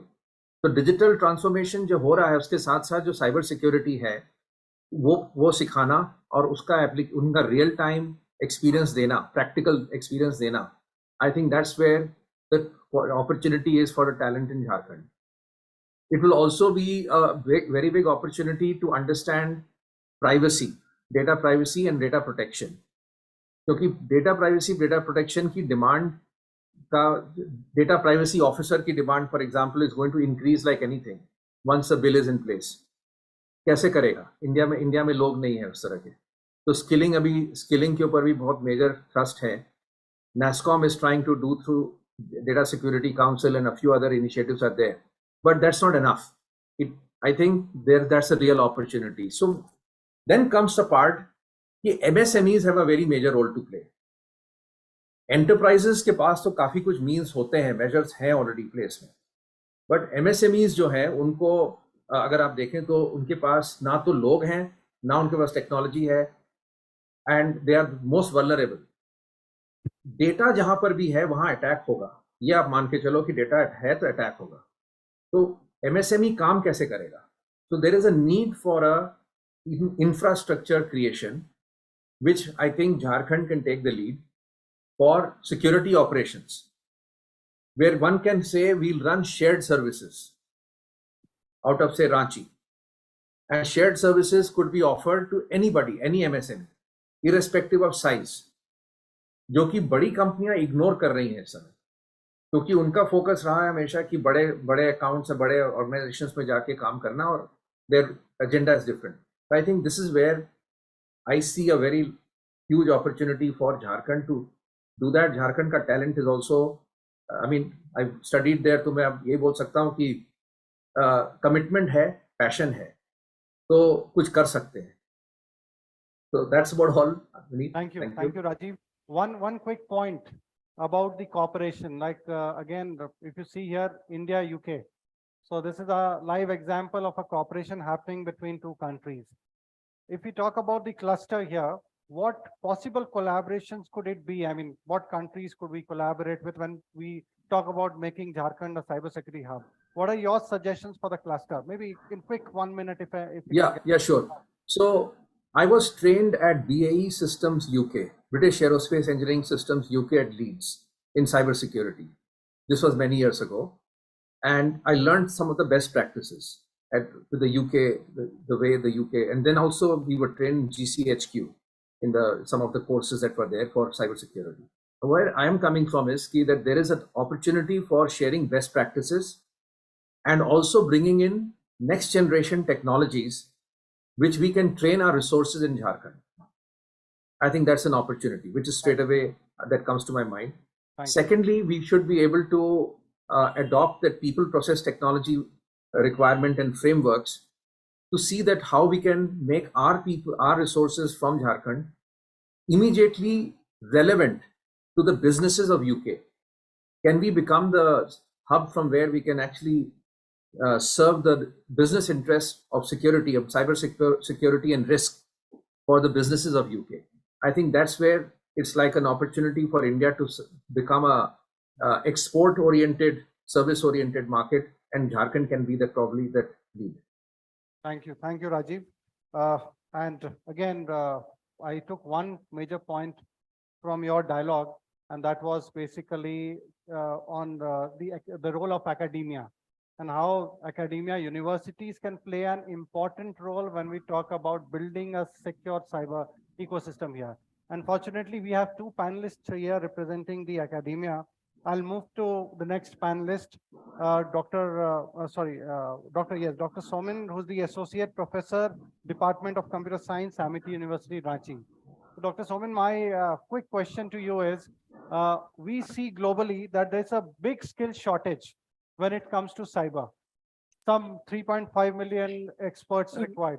Main thing is that I am also working in industry for last 8 years. Okay. I am working on cyber domain. Fantastic. Real-time testing I have done, Okay. particularly for military raw. Right. That's available. Great. What is the thing I have I'll seen? just complete my question and then you can when deliver the we topic. have taking the student from city, and what is the student we have taken from this level university? Main problem is that logical part, the premium university student is very good. What here it is lagging, lots of mathematical ability, statistical part, and we have to train more. Number one, robust algorithm is required to develop real-time testing. And another thing is that we have lagging lots of resources like real data that government have. But generally what is happening, they are not sharing with other institute. Some IITs are getting, but private university are not getting that data. If you develop model, that model have to test it with real data. What here people are doing by simulating the data, and that simulated data is testing. Simulated data and real data have lots of difference. Real data have lots of noise. When you are testing with noisy data, then you can get, for example, when you give some examples, a test in your home, you test your question paper, 30 questions, you are getting out of 100, you are getting 100. But in the real examination, you are getting 50 or 30 or 40. And that level of degradation of the performance of your model. Right. And this is the right scenario. Another important thing is that lots of collaboration is required with the academia, with industry. Industry means that not this types of bigger university, industry, small industry means that is startup. Whatever we have seen, lots of startup is coming in Bangalore or Hyderabad. Here, this startup is just they're taking student. That student they can take as an internship. During internship, because the startup, the main owner of the startup, there is a 20 or 30 years experience. They're working on that domain for last 30 years. Lots of experience they have. Thing is that already the student can get some idea.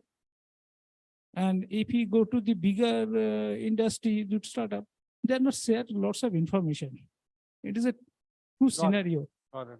It is true scenario. I agree. And in fact, when I was in US, in fact, it's not just the industry, but a good thing that I saw, I was in MIT labs and I saw that the defense, the US Army, they were collaborating with the MIT Boston, and they're doing some joint researches. Obviously, we're not allowed to step inside the facility, but then that was a great thing for us, a great exposure.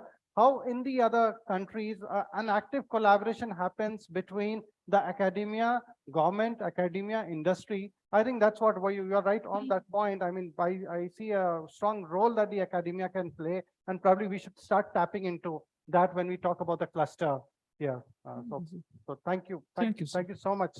You have any questions? We'll have the Q&A round after this. Moving on to Dr. Sangeeta Laha from the National University of Study and Research in Law. Ma'am, in fact, you again have tons of experience here. And I feel, though we have talked about regulations, laws, IT Act, cybersecurity strategy, we have talked, you heard Mr. Maheshwari talking about the Digital India Act that is going to come up, a lot of things happening. And I feel that now, in fact, the government is really serious on bringing the right kind of policies, procedures, and strengthening basically the cyber ecosystem. What, according to you, ma'am, is required? In fact, what do you think we need to do as the next actionable steps when we talk about bringing the cluster here and forming a very active cybersecurity cluster for the Eastern India? What do you think could be those actionable steps, ma'am? Thank you very much for inviting me and making a part of this CyberPeace dialogue. I'm very much humbled and honored here. I belong to a community of law universities. I do not know all of you are aware of the fact or not. We can contribute a lot. At present, we have 23 law universities throughout India, and more are coming up in different states. I belonging to Jharkhand, and nevertheless knowing for our notoriety, I with my students can help in building a more cyber security space. We have limited number of students. But what I feel, belonging to law academia, and two, being a woman, I feel at the ground level, a lot of awareness is required. When the word tech comes, all of us are scared, no matter we may be literate. So from literate, we literally become illiterate. तो पहला मेरे opinion से है कि lot of awareness is required. Now we have plethora of laws. India is a country which is not lacking of laws. India is a country which is not lacking of programs and policies. But do we have those policies in the ground level? That's a question which I always put to myself. India is a country which has the maximum users of Android phones. We have surpassed US population also. Our youth have surpassed US population, which means we are very much attracted and techno-savvy. So, but before using, we also need to have a lot of caution. And that's one of the reasons why hackers have taken up over us. Being a woman, we come across at any age because it is an anonymous email, because it is an anonymous messenger call.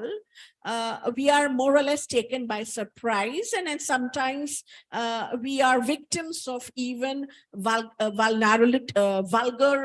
images also. And let me not hesitate in saying even in my age also, I was susceptible to such a crime. But what could I do as a law professor? Nothing. And the reason because is I'm too scared to even go to the cyber cell. So I think the CyberPeace Foundation must make the Mahila Thanas, the women's cell, more proactive into this area, as Mr. Sanjay said. I appreciated his some of his कि वो लोग खुद नहीं जानते हैं कि क्या वो हमें support देंगे. And that was one of the reasons even I also did not approach them. So many faculties might be susceptible to such crimes, but all of us know, I mean, किसके पास मैं जाऊं for a protection? For a physical crime, we know we have a Thana. But how much for online frauds, online threats, online cyberspace, such type of vulgarity, we do not know whom to approach. And now, sexual exploitation, physically, a woman was forced to sell her body, but now it is online. And what are the measures the government is doing? So I think we must take, all of us, the universities, the students, because they are the maximum support for us. We must take help of students.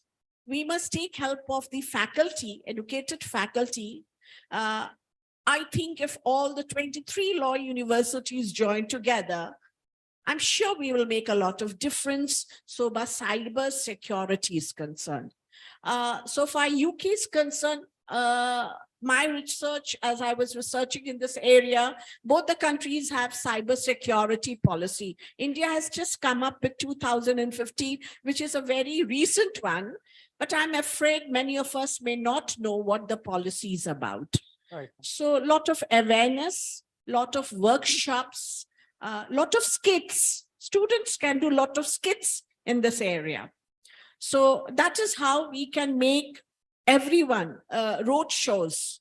You know, it doesn't cost much. It only needs students, a little bit of decking and painting. And if they do a lot of road shows, skits in parks, in hospitals, in public places, I think we would, in a very small way, as a baby step, we can make a lot of difference. And if many of the major universities in Jharkhand, if they join hand, I'm sure we will be able to do a lot in cybersecurity. I mean, that's what I feel, in a little bit of contribution we need to give back to the society. And that is why, that is how the faculties, the university administrators, major part of the role by the students, can make a lot of difference in this area. Thank you, ma'am. And I'd like to add a couple of our experiences. Like within Ranchi University, we have set up a center of excellence on cybersecurity. Now, that center is contributing immensely in the cyber attacks that are happening. So on different sector-specific cyber attacks, it is giving a kind of a platform to the students to kind of research on live cases, live projects, for the professors also on different forms of attacks that are happening, and serving the society also to kind of identify the attack and release the advisories. So I definitely agree with you. Universities have a lot of role to play, an important role to play. Even the concept of clubs, AICT and CyberPeace, in fact, we have a project called Resaksham, which is to aware students, faculties, again, to bridge the skill gap. We, in fact, in the 3 years plan, we have to train around 500,000, 5 lakh students and educators on cybersecurity. One of the component is to open clubs in universities. Like you highlighted, doing those activities through the clubs, organizing those kids, road shows, Nukkad Natak.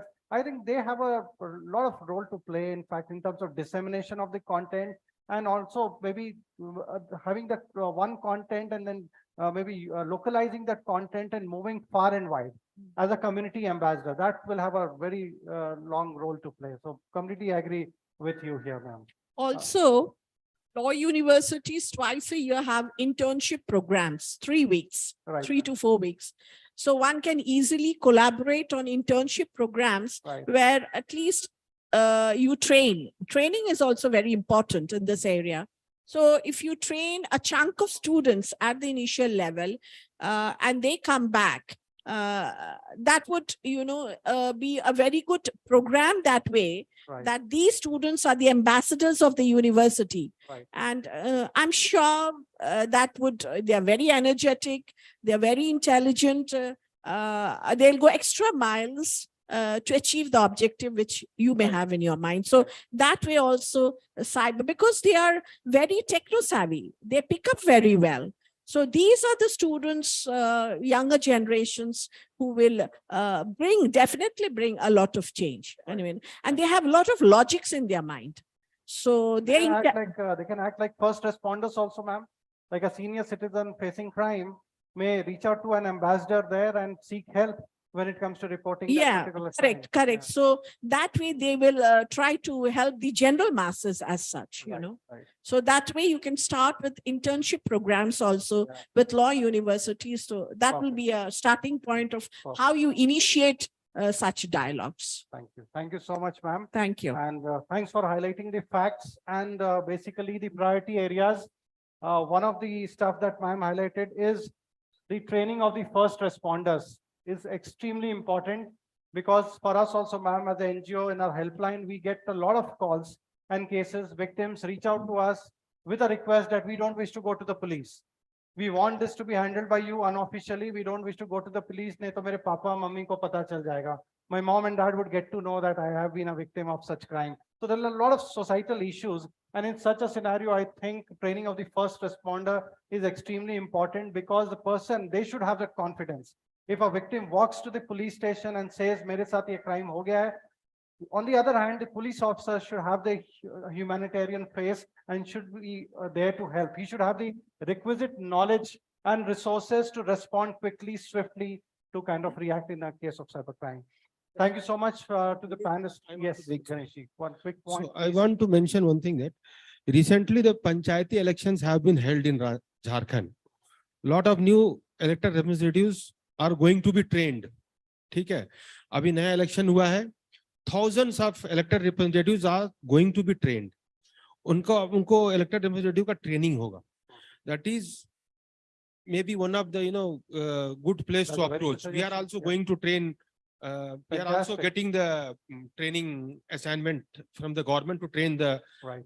elected representatives. तो वो भी एक बहुत अच्छा जगह हो सकता है कि आप पंचायती राज जो डिपार्टमेंट है उनसे बात करिए, आप उनसे कन्वर्ट कर ले. ऑलरेडी ट्रेनिंग होना है, Right. इन्वेस्टमेंट भी कुछ है नहीं उसमें. Right. एक जगह आएंगे, let them have one session. Right. ठीक Right. है, you can discuss with Perfect. director Perfect. Panchayati Raj. Thank you. Noted. Thank you, Ganeshji. And finally, I've got a note, 10 minutes, and 10 minutes, I've already consumed 5. And we have one final panelist. So from online Rajiv to offline Mr. Rajiv, I'll request you to share your quick views on how Jharkhand can become a hub of cybersecurity and what could be the roadmap of the future. So would request you to share your views. Yeah. Thanks, Now, Vineet. Let me also quickly introduce. He's also the curator for TEDx Kake. So that's his other entity of support CyberPeace initiative. Over to you, Rajiv. Thanks, Vineet, for this wonderful initiative. Students, how are you? Phone se thoda sa nazar align karna hai. De-addiction required. This is CyberPeace dialogue plane. We all are boarded on this plane. Now the time is to tighten your belt, seat belt. Are you ready for that? Are you ready for that? कुछ गड़बड़ लग रहा है? Lunch सही नहीं था. How many of you are having this mobile? Mobile निकाल लो भैया. मोबाइल है किसी के पास? नहीं है? Yeah. हाँ, मोबाइल दिखाइए, please. Please show your mobile. हम यहाँ Jharkhand I want to check your data. I want to check your data. Please show your mobile on your camera and the flash on. I just want to see flash on. Yeah, please. Yes, flash on. Yeah. Click a photo wherever you want. And why I'm saying this, I will give you a small clue. Have you clicked the photograph? Close it. Put it in your pocket. We are living in the digital world. When I was a student and trying to get into some job, what happened? My friend told me, Rajiv, let's visit to cyber cafe. Honestly speaking, I just thought, let's have a coffee in that cafe. Cyber cafe means ki coffee house. That was my upbringing and that was my idea. But the situation is not the same with all of you. You know the cafe? How many of you know the cafe? Cyber cafe, pata hai? You also know the data. We are talking about the data and the data piracy. But here we are talking about cyber peace. How to bring that data into a peace format, which is very important. You all know about the data or bytes in MB form. Everyone knows MB? Everyone knows GB? हाथ उठा लो भैया. या GB भी जानते हैं. And what about TB? वो TB वाली नहीं, ये TB. Terabyte. उसके बाद petabyte. Then gigabyte. Then what next? What next? Zettabyte. Zettabyte is equivalent to 10 to the power 21 bytes. My mind will explode with this data. After this zettabyte, what next? World is talking about yottabyte. Have you heard yottabyte? Yottabyte. Have you heard, sir? Zeta, Yotto. Yotto is 1024 zettabytes. Imagine what kind of data we are generating. And with that data, conspiracy, crime, everything will happen. You are the ambassador of your country. You need to be trained through a proper intervention of academia, with the help of government, with the help of civil society and CyberPeace Foundation. Are you ready to be trained, or you just want to mug up A plus B whole square, what it is? Usse kuch nahi hoga A plus B whole square. And what is the capital of India? How good King Akbar was. Nothing is going to help you. This is a digital world, 21st century. You have to, there is no other choice. Are you ready? आज 5 घंटे में आपने mobile में सुनने की जगह mobile को कितने स्क्रीन को देखा है लोगों ने? Be honest on that. That's your focus. If you want to learn focus, you need to attend all the boring session like us, what we are talking about. You will learn the patience. You will learn the patience. That's very important. If you are ready, yes, things will happen. And society like and foundation like CyberPeace Foundation and Vinith Initiative and all great luminaries and experienced person, those who are saying through not only knowledge, they are having a great amount of wisdom. Great amount of wisdom. You should learn. You are blessed that you are sitting in this hall. When I was a student, when Vinith was a student, there was no such infrastructure, nothing. I used to go to school without slipper. Yes, I have seen that experience. You are blessed, but blessings with more responsibility. World is moving towards many such things that you are going to solve it. आप solve करना चाहते हैं? आप लोग solve करना चाहते हैं? कैसे? सुबह 4 बजे उठना पड़ेगा. मैराथन की प्रैक्टिस करनी पड़ेगी. Are you ready for that? The life is your marathon race. You need to learn multiple things at the same time in 1 year, in a multiple years. If you're ready, things will change. Academia is ready. Industry is ready. Their complaint is you are not ready. Their complaint is you are not ready. But we have that confidence. You are a bundle of talent. You only need your aspiration and your willingness, your focus. If academia will help you, certainly you will achieve what you want. आप MET को proud feel कराना चाहते हैं? You are the brand ambassador of MET. Yes. यहाँ पे MET University, IIM University, all other university students, if you are here, whatever time you have invested today, go back and seek, yes, what you have learned and what you want to learn. We are very fortunate that Mr. Stewart and Cook from British High Commission, they gave us time to share his experience. We are lucky. So these are the things you need to take forward. And that is what I'm saying with this data, with all the conventional mode of teaching in your college, school, wherever you are studying. Think beyond that. All that knowledge is free, but this knowledge you need to write mentor in your life. And mentor like Vinith and his team will guide you. That's what I wanted to say to all of you. Thanks to listening me. Thank you once again. Thank you. Thank you, Mr. Rajiv. And that brings me to the end of the dialogue here, the formal dialogue. we are going to have a group discussion, which my colleague Vikram and we have Amardeep here. We have many more people who are there on different, they're all spread out. So I request all of you to contribute to the group discussion. Let's make an action plan. It's not like a regular conference where we end up, we hear thoughts of people and we go. Next 30 minutes, I want all of you to spend some time within different groups, develop an action plan. That will be our call to action. And this is what we'll be formally writing it as a report and submitting a report to the key ministries also for action, whatever emerged. And since it's a West, I would say the right platform that is there, and a convergence, again, as Ganeshji mentioned, a convergence here. The first convergence is already happening, where we have industry, academia, civil society, government. We have a representative from UN. We have representatives from the embassies also here. So let's make it happen. And I request my colleague Vikram to now take over this. And I'd like to thank all my panelists. Thank you so much for sparing time from your busy schedules. Thank you, all of you, to be here for the dialogue. Over to you, Vikram. Thank you. Shall we have a group photograph with the panelists? One quick group photographs. One quick photograph, Ganeshji will have it here. And then we come down. Thank you so much, sir. Thank you.